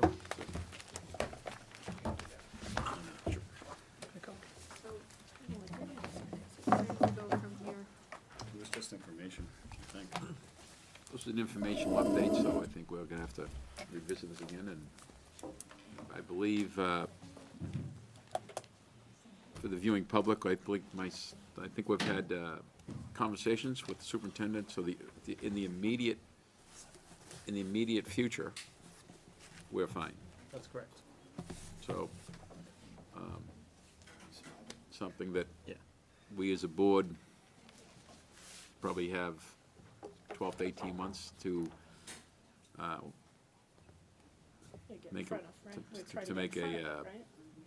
to do an action. Yeah. Two Is that- two budget seasons, Yeah. for sure. So because I know that as we're developing the strategic plan and of our four communities, obviously Sandown is, by far, he's clearly the one that's growing. So that's part of any kind of strategic plan. So I think the bulk of our strategic plan is gonna be phased around building remodeling. That's clearly what it's gonna be geared towards. So to answer your question, Mr. Green, if people at home watching, that I think this is smart pre-planning here by the district, so we can start sooner than later, looking at our options. Can we, make sure that this is posted online? Okay. I know it will be, but I just wanted to, In Yeah, other because words, outside of the agenda page.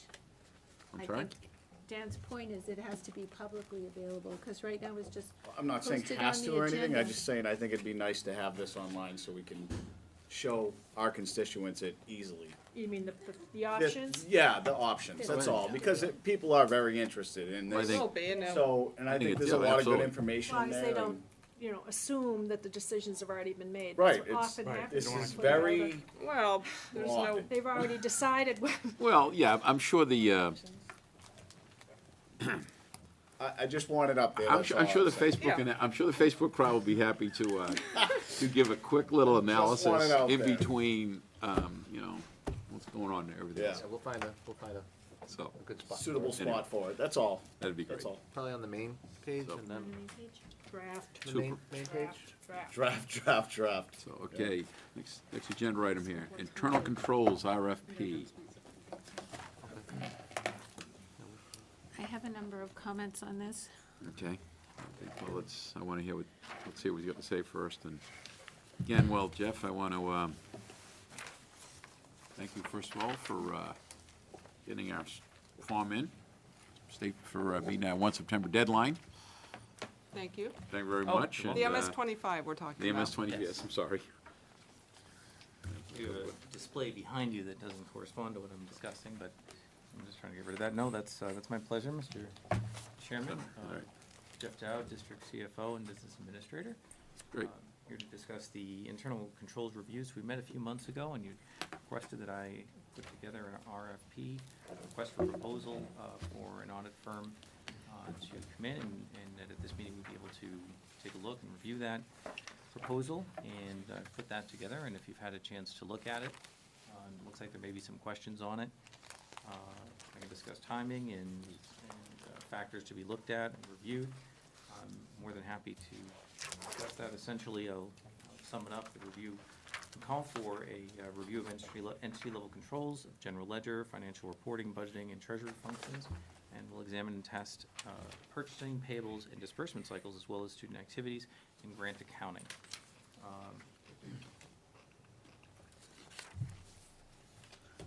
I would fully expect that we'll be receiving the benefit of recommendations as to how we can do things better, identify any weaknesses that we may have.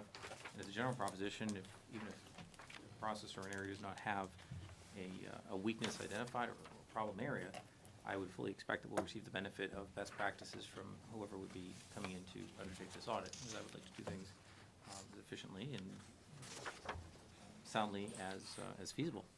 Mhm. Dan? Jeff, do you have an idea, rough, what it's gonna cost? Not off the top Not of my even head, no. close? No. Okay. No. I don't expect the scope of this to be exceptionally vast, with the exception that documentation takes time. To sit and understand our processes takes time. To undertake testing takes time. And so I've set this out as, I believe. I saw the parameters you gave at the back of it. I did see that, which I'm glad to see. I just didn't know if you had anything in your head for a number. So, thank you. I don't, and I could see what similar reviews cost in the past with other districts, to the extent that that's possible. A lot of that information is oftentimes available publicly, not always, but sometimes. So, Mrs. Green? There are a number of more things that I'd like to see, requirements for the review, and I'm going off a internal controls audit done by Melanson and Heath for the Wyndham School District just a couple of years ago. In addition to the entry-level controls that are mentioned here, it says, and on here, the table of contents of their internal controls audit, they did anti-fraud controls, they did governance, they did financial reporting, which we have on here, general ledger as well, information technology, budgeting, treasury function. We have treasury function here, but purchasing and vendor disbursements, which we have, payroll cycle, departmental receipts, student activity funds, grant accounting, fixed asset and equipment tracking, and I'd like to include contracting, the bidding process, So there are a number of requirements for review that I would like to add to the list that's enumerated here. I think you did, well, even by your own, most of them are already on here. On here, yeah. Right? Yeah, some of them are, yeah. So make a list of the Yeah, ones. yeah, I was gonna that say, are- I think that you I want. counted up to either two or three that, that's fine, makes sense. Yeah. Right, and I'd like the board to consider opening the bids at a board meeting, so we can see what the bids are. Since we're putting out the RFP, I think it would be a good idea if we open the bids at a school board meeting, or before a school board meeting altogether with the board. And the other thing is that I think it would be helpful for any questions relating to this RFP to be addressed to you, Mr. Chairman, rather than the entity, the SAU, that is going to be subject to the review. So I think the inquiries should come to a school board representative. Well, it just, although I have a little bit of a background in finance, it's a little bit in the past. My personal feeling is that I just don't think that's a good idea. It just is, I just happen to have a small background in finance. Now, if someone doesn't have any background in finance, that report is gonna be very Greek to them. I won't be intimidated by it, but it's been a good 30 years since I've been in that line of work. It's only with relating to the request for proposal, that's all. And Well, you we're gonna see certainly that have a anyway. lot- Well, we're gonna see that whole thing anyway. This is the request for proposal. No, I understand, but yet we're gonna see we're gonna see the whole audit. I understand what your So, comment is. should you have any questions relating to this request for proposal, please contact Jeffrey Dowd, and I'm suggesting that it be you that is the And contact I guess, person. I guess my comment is that you wanna add, which, this is fine, you wanna add a couple of requirements, put on the RFP. Yeah. I think by doing that, you're already addressing it.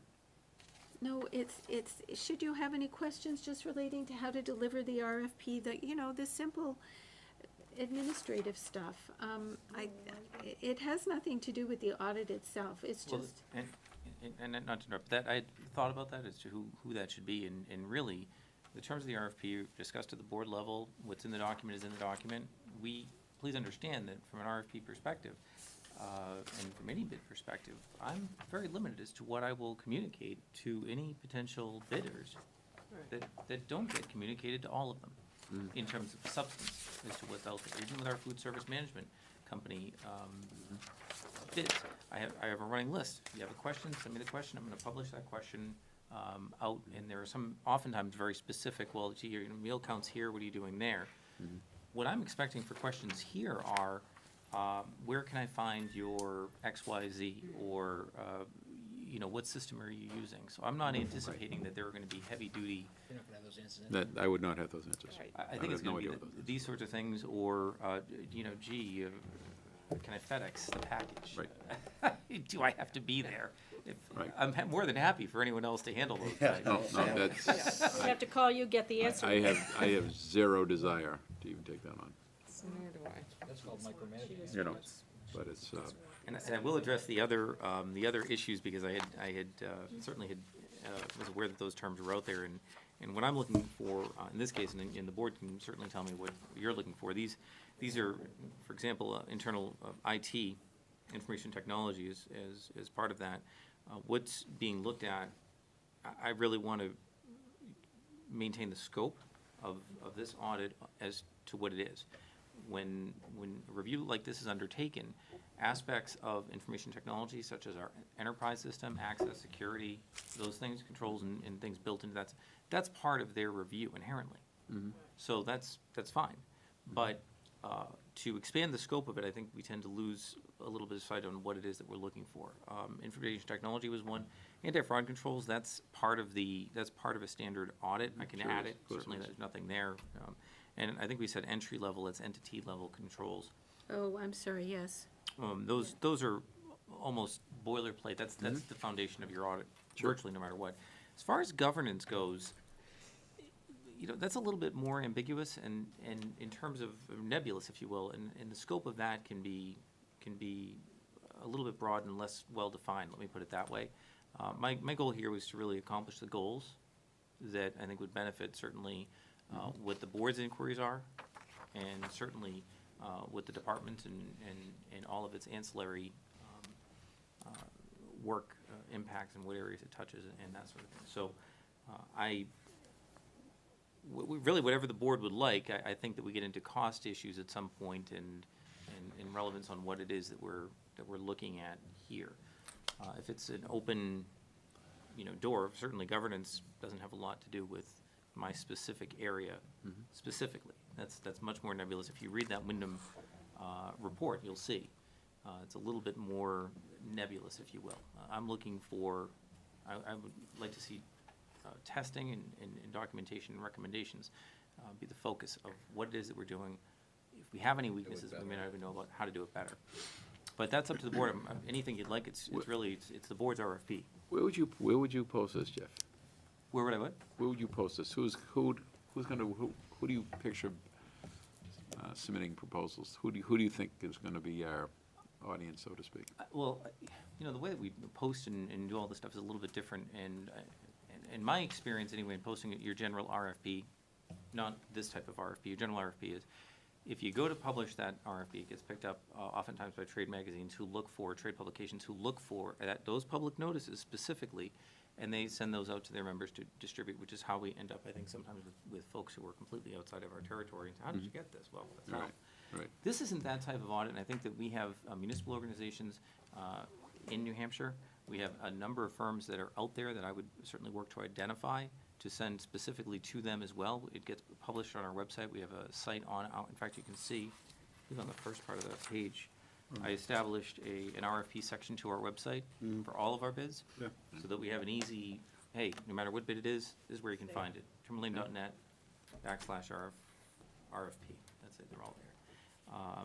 We could certainly publish in the newspaper to see if anything gets picked up by. No, I'm just asking a question. I don't. But I would think that the number of agencies that we have, the number of audit firms out there that are in this space, I want to make sure and get them specifically, mailed directly to them specifically. And we've done that in the cases of audits, not audits, bids before. We've identified, certain specific companies that are in that space. We want to make sure that they're notified. The public. So what kind of, I think this question was asked a little earlier, what kind of value? Obviously, you're gonna need the board's approval here to put, we're gonna need some kind of a not to exceed. No, we'll let the bids come in. We'll just let the bids come in. You don't really care what it comes out? Well, no, it does say here, it says the responses should include a billing rate, anticipated total fee, or not to exceed fee. Because if we go out and they come in with a, fee of 15,000, we might be able to, we might knock some things out, I guess, maybe. So you I don't know. we'll send out the RFPs, see what they come in at, then you'll evaluate and bring it back to the board. And this is where it gets tough, and that's why in going through what we would commonly see here and trying to really tailor this request to what it is that I understand the board's request to be, I don't know that we can say, well, give me your cost without governance, give me your cost without overall information technology, give me your cost with those. So what I try to do is really tailor this to be the most efficient to accomplish what we need, and understand where that leads us. If there's a better way to do that, let me know. I am afraid, I'm somewhat dubious that a large scope audit will come in at $25,000 or $30,000 or $35,000. These are one-time audits, so you don't always get the benefit of a consistent rate. You're bringing in a lot of staffing for one engagement.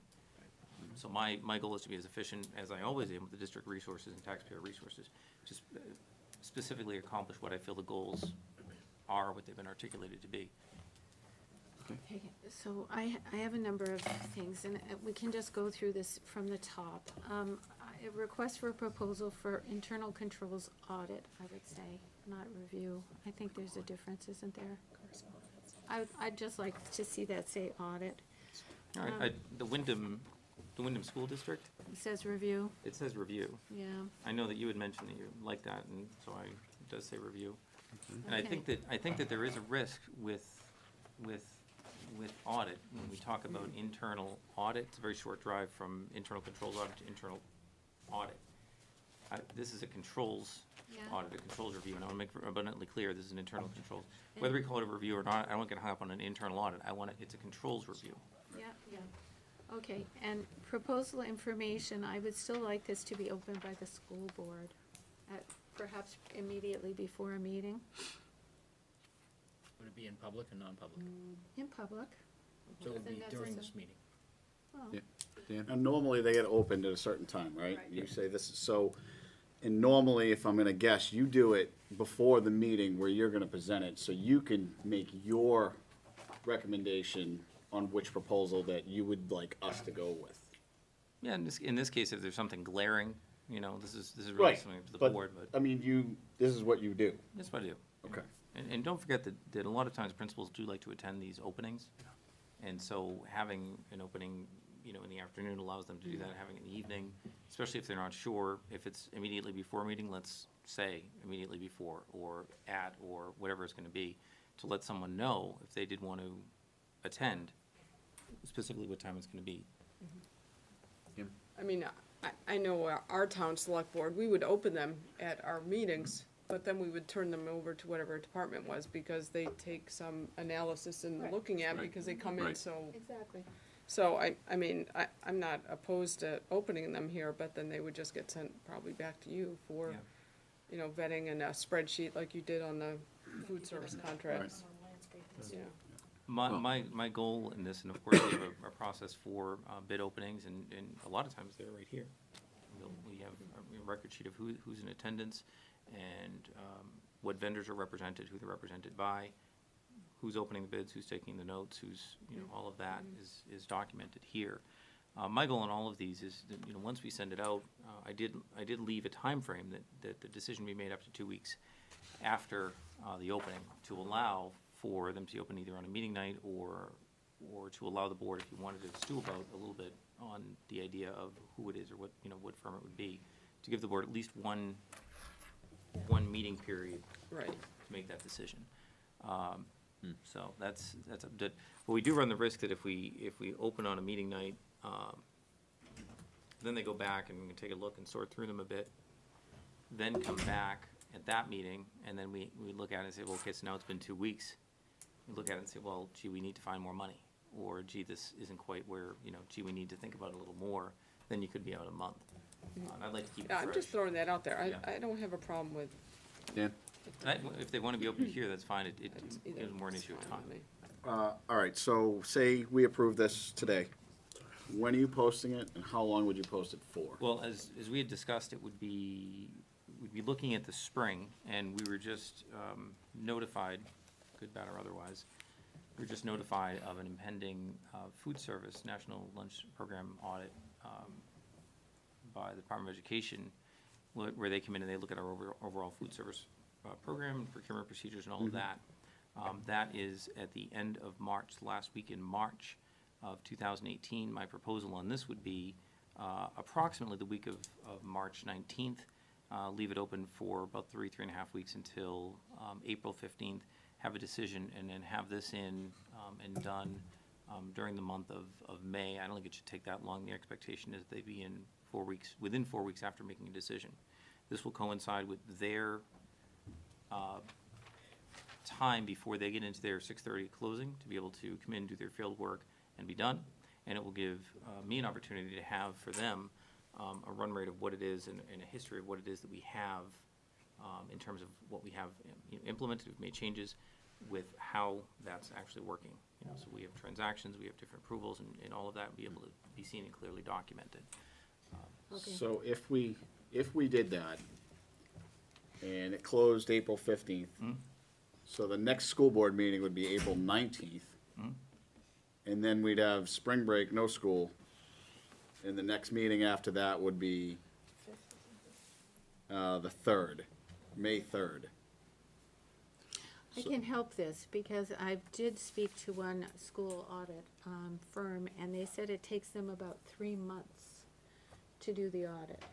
So, I would suggest we make a decision about this in December and get them out of here by the time the food service audit has to be completed. And that way it isn't running into the food service audit, that way it isn't running into the end-of-year financial audits. If we engage them in December, they'll be finished by the end of, whatever the 30th, March 20th, I think I saw, March 20th, the beginning of that. When they say it takes 3 months, if they're out here for 3 months of field work, we're not into a $25,000 Yeah. engagement. Yeah. We're into Well, a 40 or I was gonna $50,000 say It this. engagement. well, It's gonna be a few hundred the thousand whole- dollars, yeah. like, whatever they need to do it could take up to 3 months. Are you So, comfortable with the just- timeline that we've already established? I thought we had a time. That's well, what I it's thought. Spring Oh. timeline, but. Well, Spring I'm timeline. bringing new information to the table that should make us a difference, just as Mr. Dow brought new information to the table that we have a federal audit coming on March 20th. Okay, okay. Do you know off the top of your head, Jeff, what the audit, our audit is just, that just completed? our- 25,000. That cost us about 25,000? 25,000. And they were here for 2 or 3 weeks? I think it's important to look at the way that things are done now, and so 3 months, and as you know from audits, there are different segments and different sections. And field work is when they're actually on site. And during that field work, then they're doing interviews, talking to people, may go back, put some data into a report, and come back, and then maybe pull some samples and test that process. From there, they then go back and analyze that process. They then put together a report, where they analyze their results, document their results, put together the report.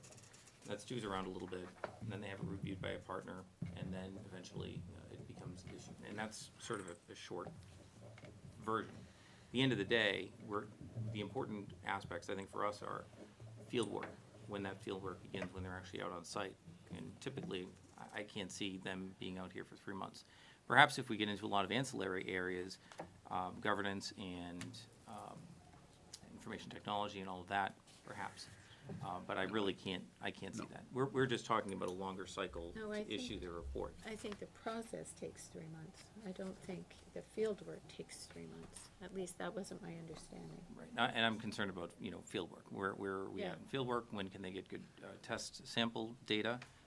When does it mesh with everything that's going on? Yeah, it sounds like November would be an ideal time for them to come in. Right, during the budget process, that's, Right, during the budget season. So, So That's why we budget has- decided to wait till spring to give you a chance to get going and actually have a representative sample of data. have a sample data. None of this has anything to do with budgets, not a single thing. It has to do with workload during budget season. Correct. There's only one, Jeff. I agree. There- Budget season's in full swing. I thought we'd already agreed to make it spring. Spring. We had Yeah. agreed to make it Didn't we the make a spring. motion? It seemed reasonable, it gives you time to, So do you need a implementing motion to changes. approve this? Well, yeah, and if there's anything else, Motion whatever, to Not- approve the RFP. I'm not ready yet. Very well. We still have. hopefully we things- don't have a lot, because Dawn, I mean, this is, Well, are we gonna have the one board page. open it or not? I don't see, I don't really want see to. it. I don't see the Well, let me point. ask you this.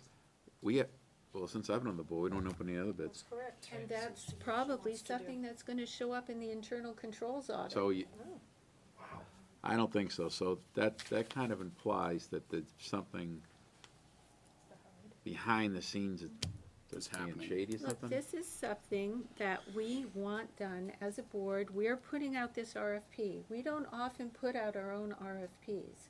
We as the board are putting out an RFP. We as the board should open the bids. Well, technically, I think, we as a board put out all the RFPs. We are the board, we are the governing board. Except we don't So see whether them, we it's don't sign cutting- off on them, Because we know don't nothing normally about them. need to. We wouldn't see this one. That doesn't make any sense to me, for us to be opening up just this bid. Because as serving in other, much like when Kim was a selectman, it's a further delay, if you will. I understand there's a whole public bidding process, and a lot of cities and towns do it like that. And that's exactly what happens. You open it up, you read the name, the amount, and then you just hand it over to the department head. So they analyze it. The They might- people who know And how it's to all- What's the analyze it. problem with doing that? If I'm Well, asking I'll tell you for it, one, I'll what's tell you the one problem, because I don't really, me personally, I don't think we're looking for ways to lengthen our meetings. I don't see any positive, I don't see it. Okay, so let me tell you, I went to a bid opening, I tried to go to a bid opening here once, and it was moved to another time without an announcement, Okay. okay? How about that? Donna, we have a new business I manager. don't, I'm definitely not going down that We're not rabbit going hole. down best practice. I'm not, that doesn't even happen. Okay, and then we have requirements for review that I'd like to amend. I'd like to include others into this requirements. What do you mean?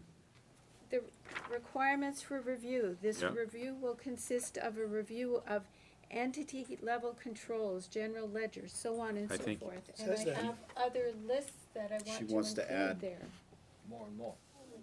And I think, to coordinate with so what are these, Wyndham got. are these what, are these in longer than what you mentioned a few minutes ago? No, it's the same thing. It's the same, okay, so he covered that. He covered the. He covered that, If- Okay, if we are approving this, I want it stated on the record what has to be in the requirements for review. and I think, well, I heard him loud and clear, that was covered. And that what would be a standard part of a normal review. Well, we're going to spend our taxpayers' money. Don't you think we should enumerate what we want from our taxpayer money instead of? I think we did. Settle down, Beavis.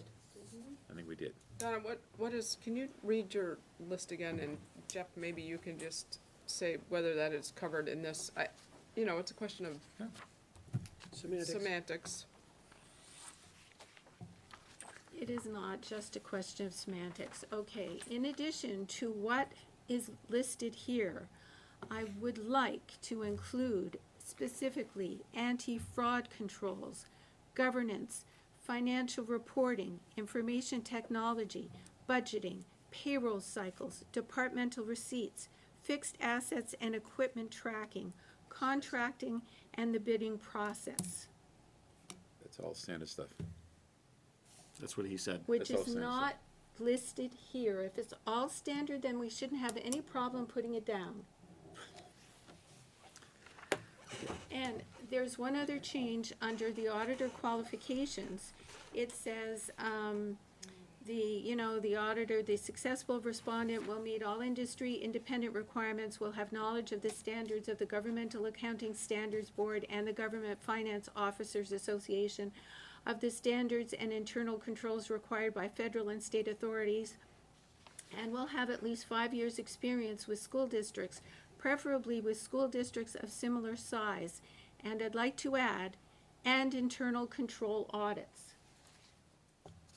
Because we don't want to get an auditor who only has financial experience, financial auditing, and no internal controls auditing.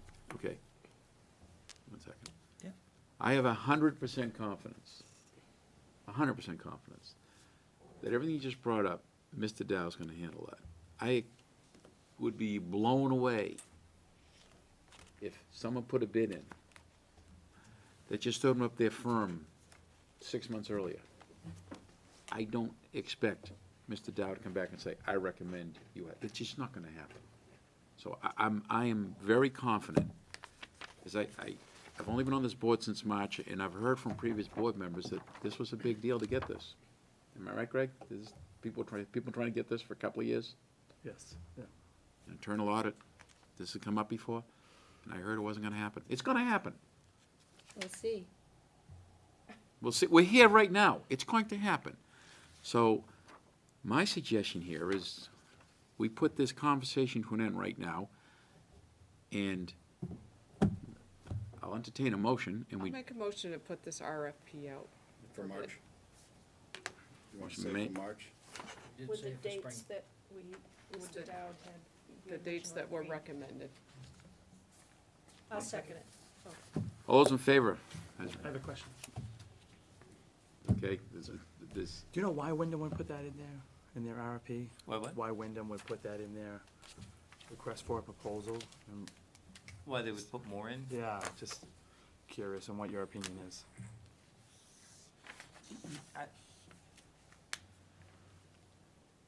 I would probably prefer to speak to that in non-public. Okay. And I think that would be, Okay. that would there's be, generally accepted accounting principles and auditing principles that pretty much cover these things. correct. Okay. There may be some specific areas that were touched upon here, Yeah. perhaps relating to some concerns in their specific Certain district. So, area, and that's, there's a motion on the floor. Was it seconded? Yes. Peter? Sherman. Oh, Oh, sorry, Mr. Sherman, second. Sherman grabbed I still it. don't know what the details are. When are we You're right. sending it out? March 19th. For what? For what? April Till What's April happening March 15th. 19th? It's gonna be, it's being sent out for March, and the audit's gonna be in the spring. This is what I'm hearing? Yeah, that's Yes. what we. That's what we March- said. But I thought March 19th is when we want to receive the RFPs back. That's what I heard. I thought you said March 19th to April 15th. no, publish. That's when it's March. published. Right. The bids come back April 15th. Right. So we're gonna wait, what, As we 6 agree. months to get bids on an That's what we RFP? decided, spring. That makes no sense. We're not No waiting 6 difference months. other- The bid is not gonna go out till March. That doesn't even make any sense. It certainly Okay, makes here's what sense makes to no me. sense. There's been a motion on the floor, it's been seconded. I will call the motion to a vote. All those in favor? Put this out to bid. Opposed?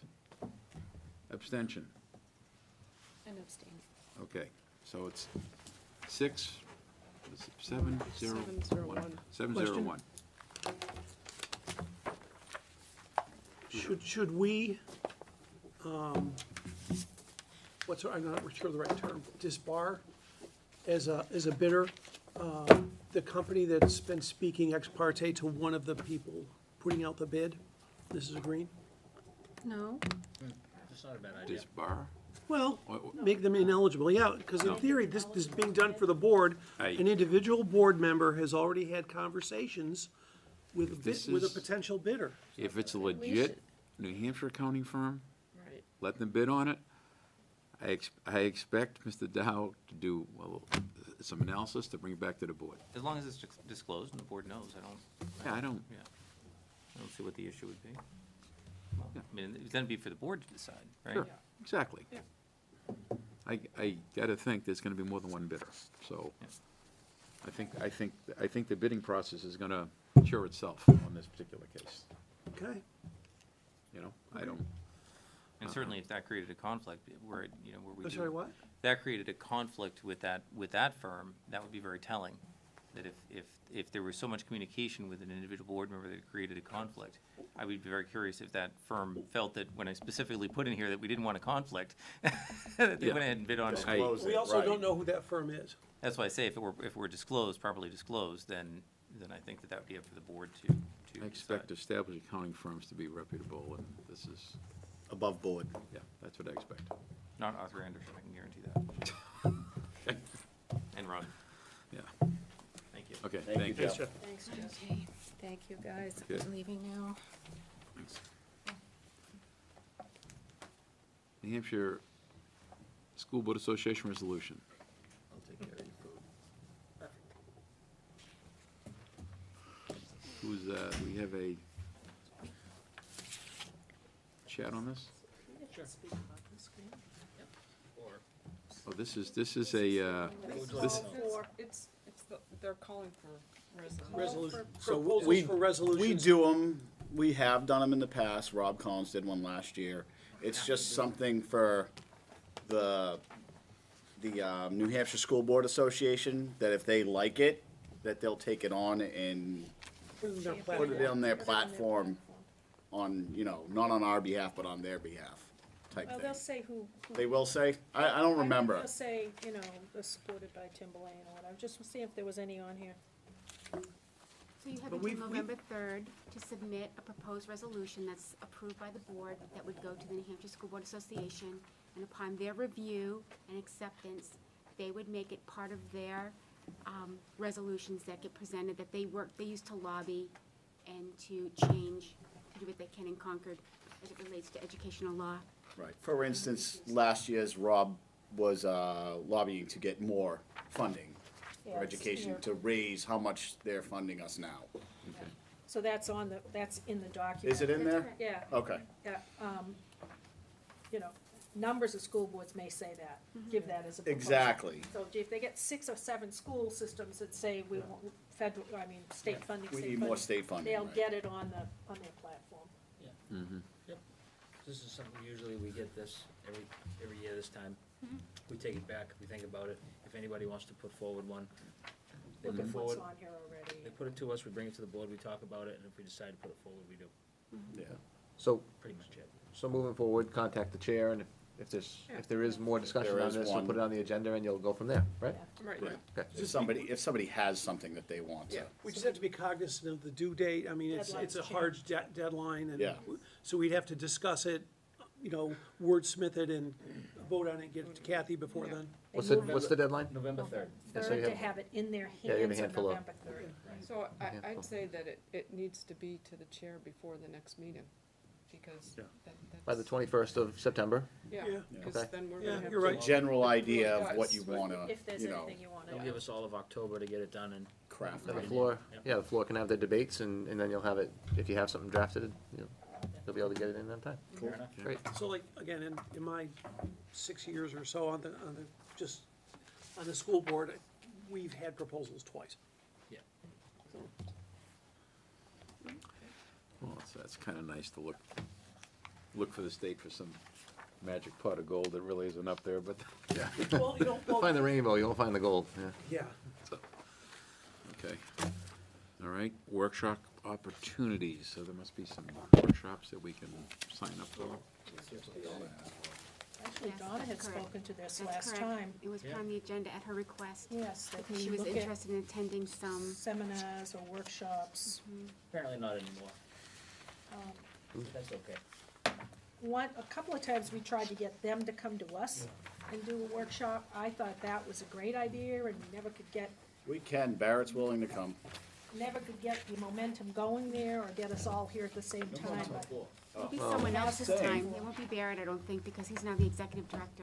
So, Yeah, Yes, he just did Sanborn. is that right? Yeah, he did just go to Sanborn, so You gotta do a, I'm hearing that he's willing to come. Okay. yeah, you gotta do a I haven't- cost-benefit analysis. right? What's that? You gotta do a little cost-benefit analysis to pay someone to come here as opposed to. Exactly, how many- exactly, but in the past, I think we talked about it, it was, last year.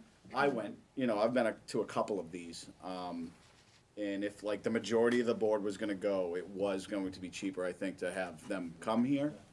But like I said, I haven't spoken to him directly to ask him if he would be willing to come in, but I know he was just at Sanborn, so obviously he's still doing it.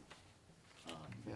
So I don't know, if people want him to come in, I mean, we can. Strategic planning is in May. I know, May, that's a little Too late, bad. but. Yeah. But, I guess right off the bat, there's one coming up in a few weeks here. The On the legislative 27th, I one? mean,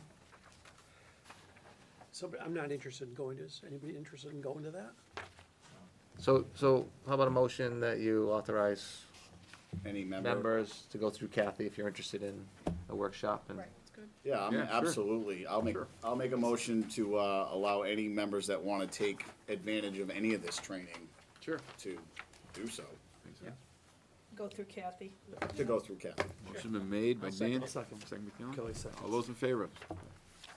Excellent. Unanimous. If you're interested in See how fast that is? who's going, maybe the individuals can report out what you're going to, or we could send out a list of, Right, I'm interested in this one. Yeah. I don't know. Yeah, Second by- one year, was that when we Greg did this, I think Kelly and that was unanimous. Kelly and I carpooled, you know, so. Yeah, we went up there and, kind of wrench got whipped. Yeah, I was there. That was my first, no, that was my first one that I went to. Yeah, I've been to a couple others, but I usually try to bring back information they give me, because they give me handouts and stuff, and Kathy has made copies of everything and handed them to the board, and I give her a brief synopsis of what happened, Super. Great. Warrant articles, the process, the conversation about warrant article process. Okay, we had that conversation, if you wanna lead the conversation about what the expectations were. We have standard language that Kathy would put together for you with the predictable articles that would be on your warrant. And then if you have a process that you wanna engage in to decide if there's any special additional articles for the warrant, what's your timeframe? To have those on the floor for debate by the October meeting or by the, I guess that's a timeframe that you have to commit to. We budget. waited So we until put 'em in last there. year till we heard the CIP process and the budget They have this? stuff. They all Because have it? we've got time to craft. The warrant articles are supposed to come from the school board, not necessarily the template language, but they're supposed to be generated here, am I right? Right. Correct. So, after we've kind of heard the budget process, et cetera, if there's something that we want to have as a warrant, it's up to us then to work it. We've had a few in the past, we've debated them in the past, we've sat here in the past Yeah. and worked on language, we've drafted language, brought it in and talked about it, and then worked it out, said, yeah, no, yes, whatever. I thought that was a good use of our time. I thought that was collaborative, It was. I, and we did reach some consensus, but we don't have to have it done until, what, the 5th of January, Kathy? Yes. The date? Right. Well, what So was we've got a little helpful, time.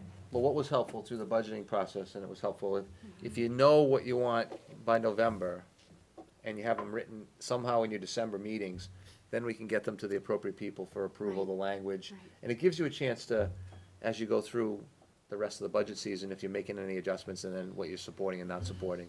I think if we wait till December to even start the process, that was bad a few years ago, if you remember, we were kind of under the gun, and then, next thing you know, it's January, and we have conflicting articles that are written by, the same board. yeah, because I know But there's times where we'll be like, well, we don't want this in the budget, we'll pull it out and put it in a warrant article instead. You know, because if it's too much money or it's just on that line, we'll be like, well, we'll let the voters decide, you know, if they, so. We did that with. But that, you'll know that by that second meeting in November, you typically know Exactly. any big items, and you probably have already had your joint meeting at that point. Yeah, by Sure. Thanksgiving, we'd had that joint meeting with the budget committee. That was helpful too, because we kind of threw it around there. It was the sprinkler system. And we talked about, budget, warrant, capital reserve, we did, that was really, really good. And then we decided, we'll make a warrant article, and the budget committee said, okay. Yeah, we spent time crafting it Yep. so as to make your warrant I'm article, just gonna make a point about so you advocate for your schools properly and you make it sound public hearing is not the way you want it to sound, so you, I don't wanna say you get what you want, but you get what you need for what you need to get out of it. Well, I know that, so yeah, it's right before 29th. Thanksgiving break Right. is the joint meeting, November We'll 21st, so. have some information by that. Oh, yeah, absolutely. You'll have I'm plenty just, of I'm time just saying that because- that's the day, so Is everybody. your cutoff date must be in, is it in January? Well, Brian, if you January could, 5th. Kathy can just to put Yeah. some clarification, because I think there's been some practice here for many, many years, and then there's what we have to do versus what Right. we've been doing. In So- reality. So the drop dead deadline to post a warrant is January 29th. It has to be done by then, but there's so much work that's involved prior to that. Another thing to take consideration is that we hold our public hearing in January. It's typical, the public hearing that we hold in January is for the budget, but the district has always, as past practice, given a preview of the warrant. What has happened, though, is that from the time that the public hearing was and the warrant was previewed, there may have been some changes to the warrant, because ultimately, the warrant can be changed every single day up until the 29th, the last day of posting. And the district, or the board has been, I think, has taken some heat in the past because the language was modified for something that they were developing, one of the articles that they were developing between those periods of time. So it's important to note that it's great if you start, like Dr. Messar had indicated, in November, that you know what they are. Citizens petitions have a deadline, they come in on the 5th of January. Petition warrant articles, the 5th is for a bond petition to articles, the 9th is for petition warrant articles, and we just have to make sure that your warrant is ready for posting on the 29th. So we have a meeting the 18th of January. I'm just trying to, That's after public hearing, so that means that. so then the If 4th. you want to beat your preview, what you do at your typical public hearings is to show people what you're working on with your warrant so far. With the understanding that the warrant could possibly Could change, change. except for the ones that might be citizens petitions, we won't change those. but Right. That's hasn't. But you'll have that well in advance. You'll have that well before that. If there's Yeah, any we warrant. suspect it'll be, yeah. Right, it's just other ones that you may Right. not know until just then, and you're like, oh, we should put this out to, you know what I mean? That'll But be- for the most part, they'll be written out. I agree. And then, We should revisit this, October. October. Well, yeah, once the budget season starts getting rock and rolling, you'll have a better idea. CIP will have had, yeah, I agree. So what we can also do is that we can put on every agenda moving forward, starting October, Yeah. warrant articles. If there's discussion, you have discussion. If not, then you don't. Not, At you least just it's there move it, you to just bring skip to the over it forefront and of just say we everybody's- have nothing. Yeah, that's a good idea. And almost like it's part of the budget, so it's like budget progress, really. Right. So, I mean, you see how few we had last year, we only had a few. 8, I think. Yeah, but that included 2 citizen petitions, right? Right, I'm not talking about, I'm talking about our generated ones, so we Yeah. had the we had the T. can't imagine what have many. TSB. Okay, Good? good, All right, good. awesome. Administrator report. Okay, so in your packet annually, we pretty much will give you the opening day report. So you have a report that you can, take a look at. It goes school by school, talks a little bit about the issues, the highlights, and overall. Looks like you got the current enrollments there, and then also a quick update on transportation. Right? Obviously, transportation at the beginning of the year, there are challenges, and there's opportunities. So we're working through those. So that's your opening day. If that's okay, I'll move on. Next, we had an issue with one of our vendors, and so the reason it's in my report, I'm going to ask you to accept a $1,000 donation, and that's from Atkinson Carpet. And typically, you would accept the donation, and then we would execute the donation, but what happened here was, the vendor was not getting back to us, and we had 2 days to complete this carpeting project in the high school vestibule. So Tom Geary had reached out to Atkinson Carpet, who graciously donated the carpet to the district. Installation was done, we did the installation in-house, so they gave us $1,000 worth of carpet, so I would need you to accept that. Make a motion to accept it. Second. All those in favor?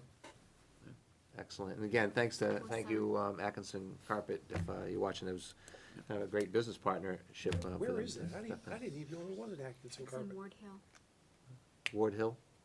Oh, okay, it's not Maybe in the- Atkinson, maybe that's the why I don't know name's it. Atkinson. Okay, sorry. Not the town. Oh. I accepted, informing you, a $500 donation from the Atkinson's Women's Civic Club. That was on behalf of the school district. Funds to be used for the peer outreach program at the high school. So again, thank the Atkinson Women's Civic Club. Again, they donate a lot to this district. They do a really nice job for us. We have a trip, student trip to Hawaii, and working with the chair and the vice chair, we talked about me having these in our reports. So the trip was vetted by SLT. Students will go over April vacation. The one board action that we do need is the one day that you would release them from or excuse them from classes. That would be April 20th.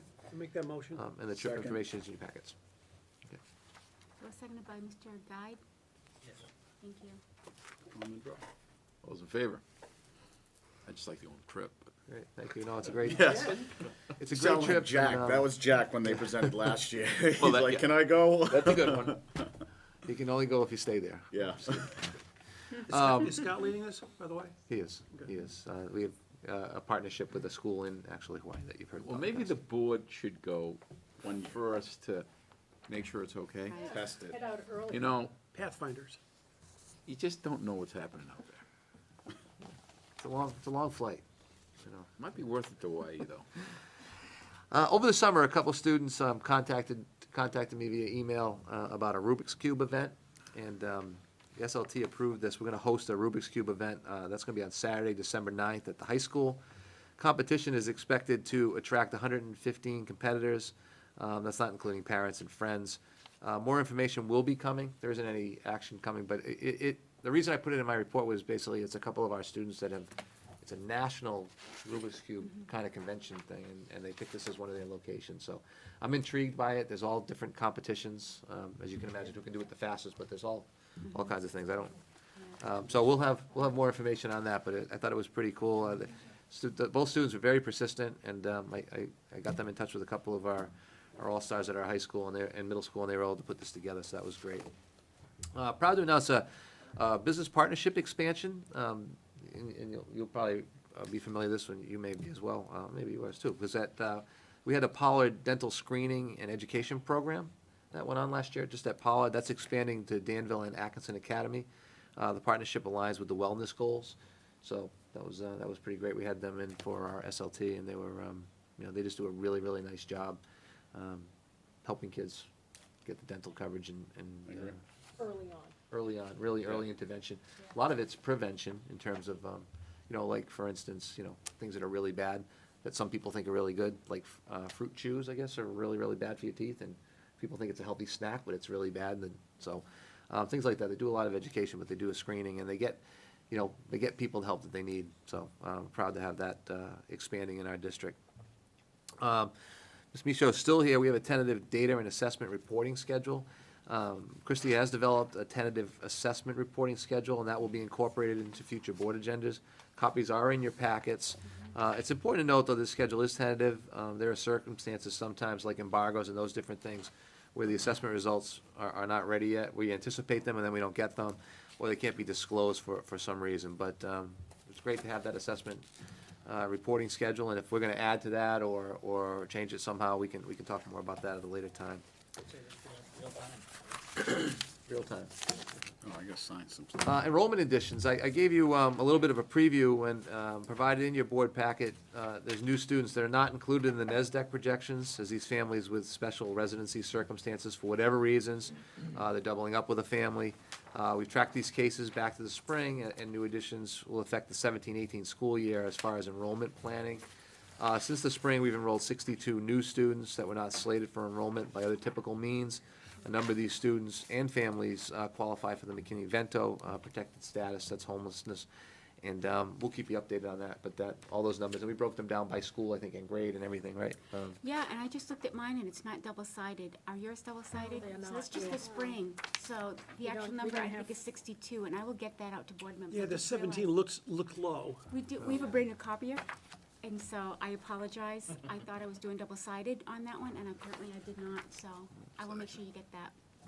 It's a new copy. It's very It's complicated. interesting information because you're not planning for these kids, and there's a lot of them, and you can see by town what that It makeup is. It's just- really, I gotta tell you, on the day before school started, I stopped by the SAU Oh, for yeah. to sign something or Full something crowd. silly. And the lobby was just filled with families. So I texted to Dr. Menso later about, are these new kids or what? And he said, yeah, there were 25 walk-ins Yeah, I the day mean- before school started. Yeah, a lot of people, school I started meet with tomorrow, better every register. family. Right, so, and as I indicated in the enrollment spike, about half of these 60 are in Sandown. So I'm a little unclear, what is this side that we have, that number, That's, the total? that was, so what I broke it into two, because really it's the spring numbers. Oh, it was spring and fall, Those came so- before the end Oh, of I the school see, year, okay. but we had already submitted NASDAQ numbers, so those figures weren't part of I NASDAQ's see, okay. So- original numbers. Yeah, so I'm assuming you don't have the fall side. They No, we don't, don't. They don't. I so apologize. We'll get you that. No, it's okay, I just, Okay. Brian talked about this earlier, our 5th annual college fair. High school will be holding their annual college fair. It's Monday, September 11th, and Tuesday, September 12th. It's in the high school gymnasium. Over 100 colleges and universities will be participating, as well as branches from the United States military. College fair is an opportunity for students to interact with admission representatives, discuss admission requirements, program offerings, financial aid, and scholarship opportunities. As always, you're invited. Some of you have worked booths at your alma mater. It's great. It's a really nice event. The juniors, as you can remember as a junior, you can see the excitement, and seniors, you can see the anxiety a little bit. But, I can tell you, in talking to different students, people have changed their plans from that fair. They met a representative from somewhere, and they wanted to go to school there, so it's been great. And it's really branched our Timberlane graduates across the country more so than they were 5 Is years this still ago. with BG? Yeah. Okay. And we, credit to our guidance department, led by Barry Children, he does a great job. Bishop Girton helped us get this off the ground because a lot of colleges were in the area, so I believe theirs is at night those same days, which is why we're able to get over 100 colleges. And they continue to send out invites to try to get other schools here. It's just a matter of having a rep in the area, which is great. But we wanted our own. We know there's other places that kids can go to college fairs, but we wanted our own. So, again, great job by our guidance department. And some parents attend as well, strangely. Yeah, parents show up, it's interesting. It's really interesting. And, and one of them falling on 9/11, each of our schools are planning to recognize the anniversary on September 11th, that attack on the United States.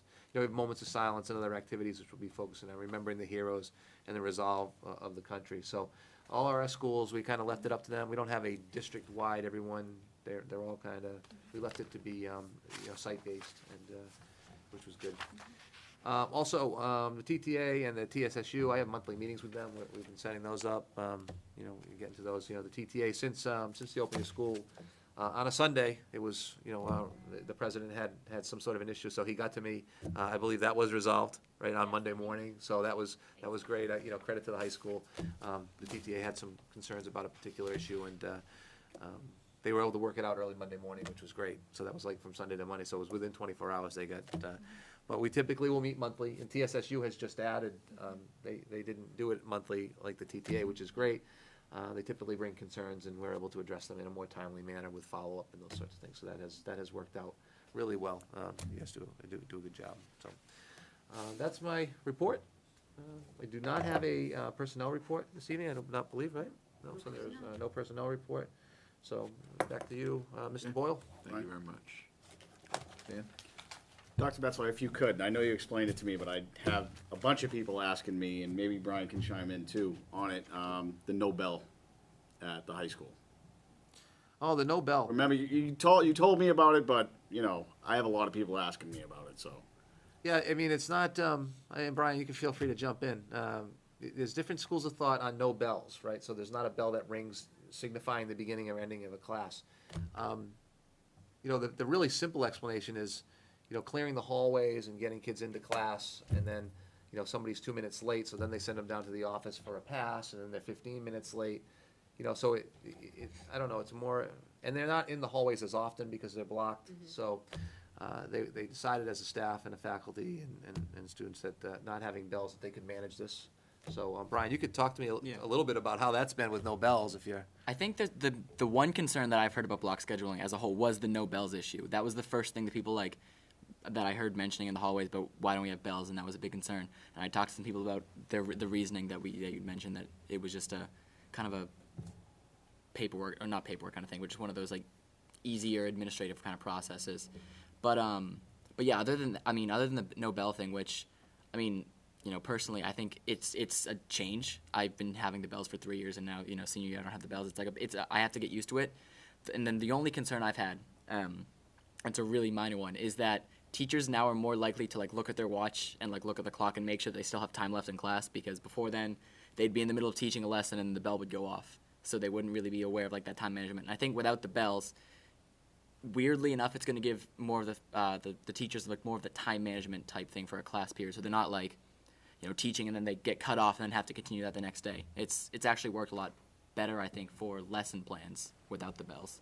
That was great. There's a time management piece, and then there's always the idea that certain instructors or teachers will go beyond the time, and some will end early. So they really have to work together to make sure that they manage their time correctly, because you don't want that. You don't want kids getting dismissed early, waiting outside your room, and you going 5-10 minutes over the time. But they do have there's less of a time crunch, because they do have that block instead of, you don't feel like you're on a treadmill or in a habit trail or something like that. 45 minutes. Mrs. Sharon. So there shouldn't be a student at the high school now that hasn't gone through the middle school where there haven't been bells for, 15 years, maybe longer.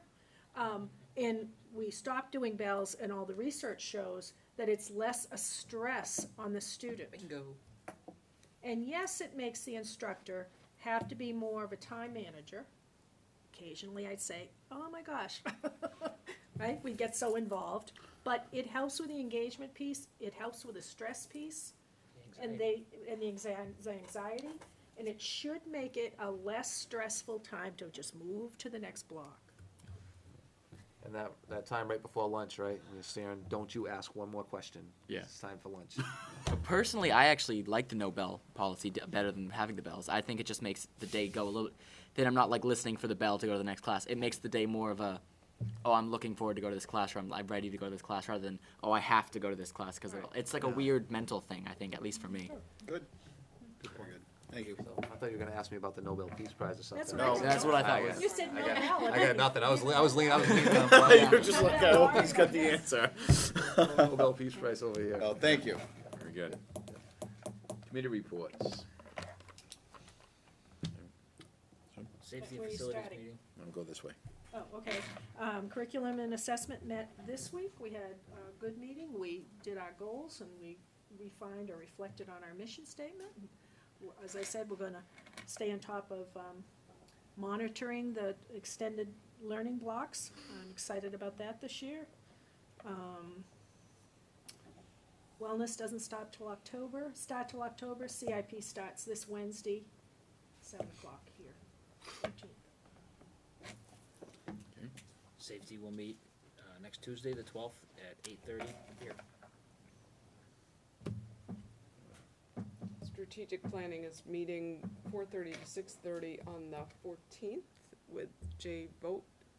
That's gonna help us with our, Is that planning the process. one that we're paying for? Mhm. Is that one? Okay. yeah. All right, so I have a facilities meeting coming up on 9/12, same day as the safety meeting at 10:15. We also have facility tours coming up. Now, Dr. Metzler, those are open to the public? They are. They're all Facility tours? posted. Okay, so you got on 9/14 is the Timberlane campus starting at 6. 9/16 is Atkinson and Pollard, starting at 6.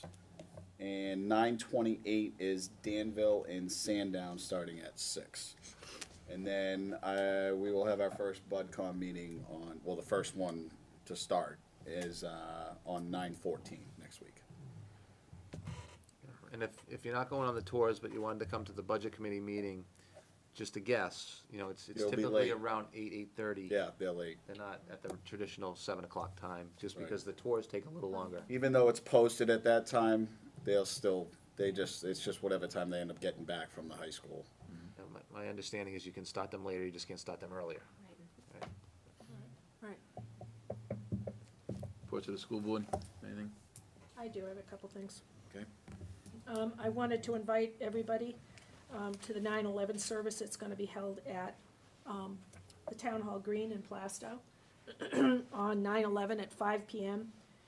We have students participating, we have musicians from the middle school participating, we have poets from grade 5 at Pollard participating.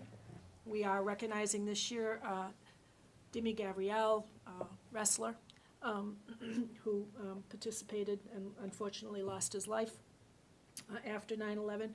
His family's gonna be here, so I wanted to cordially invite all the district. We'd love to have you there. It's a beautiful service, it's meaningful, as a way to wrap up that day, so. The other thing I wanted to do is send out a congratulations to Pollard School staff for their quick action on the first day of school. A very serious car accident, and Pollard's backfield is where the medevac helicopter was able to land and medevac two patients who were hurt badly. And the staff and administration and the nurse acted swiftly to make sure students, all our children were safe. They went into lockdown, I believe, or shelter in place. Shelter in place. And it was a beautiful thing. They know how to do it. The kids know how to participate in that. And Excellent. so proud of them for pulling that off. They executed it really well. Yeah. Thank you, Mr. Boyle. What else? I did attend freshman orientation, and I would just like to thank the high school, all the students and all the staff and administrators that participated in it. It was awesome. They did a really good job. At first, I was a little worried about seeing how many people were actually there. And the Chromebook, giving that out, the line was huge, but it actually went perfectly. I mean, it was great. It really was. They did a fantastic job. So, thank you for that. Good. Let's see if we can get these minutes approved, get this meeting wrapped up here. School board minute meetings here? Motion to approve the regular board meeting minutes of August 24th. Seconded by Kelly. Seconded by Kelly. Haven't had a chance to go through them. Yeah. Okay? That's good. Those in favor? Opposed? Abstentions? So we had, what, 601? Non-public? Same date, August 24th. I'll make a motion to approve the non-public minute. Second. minutes. Those two. Okay. Pretty quick. All those in favor? Opposed? Abstention? 601. Okay, I think that's it. Motion to adjourn? Quick, super. Good. Good, we're good. You're gonna get the second half, that's what you're gonna get. Good, beautiful.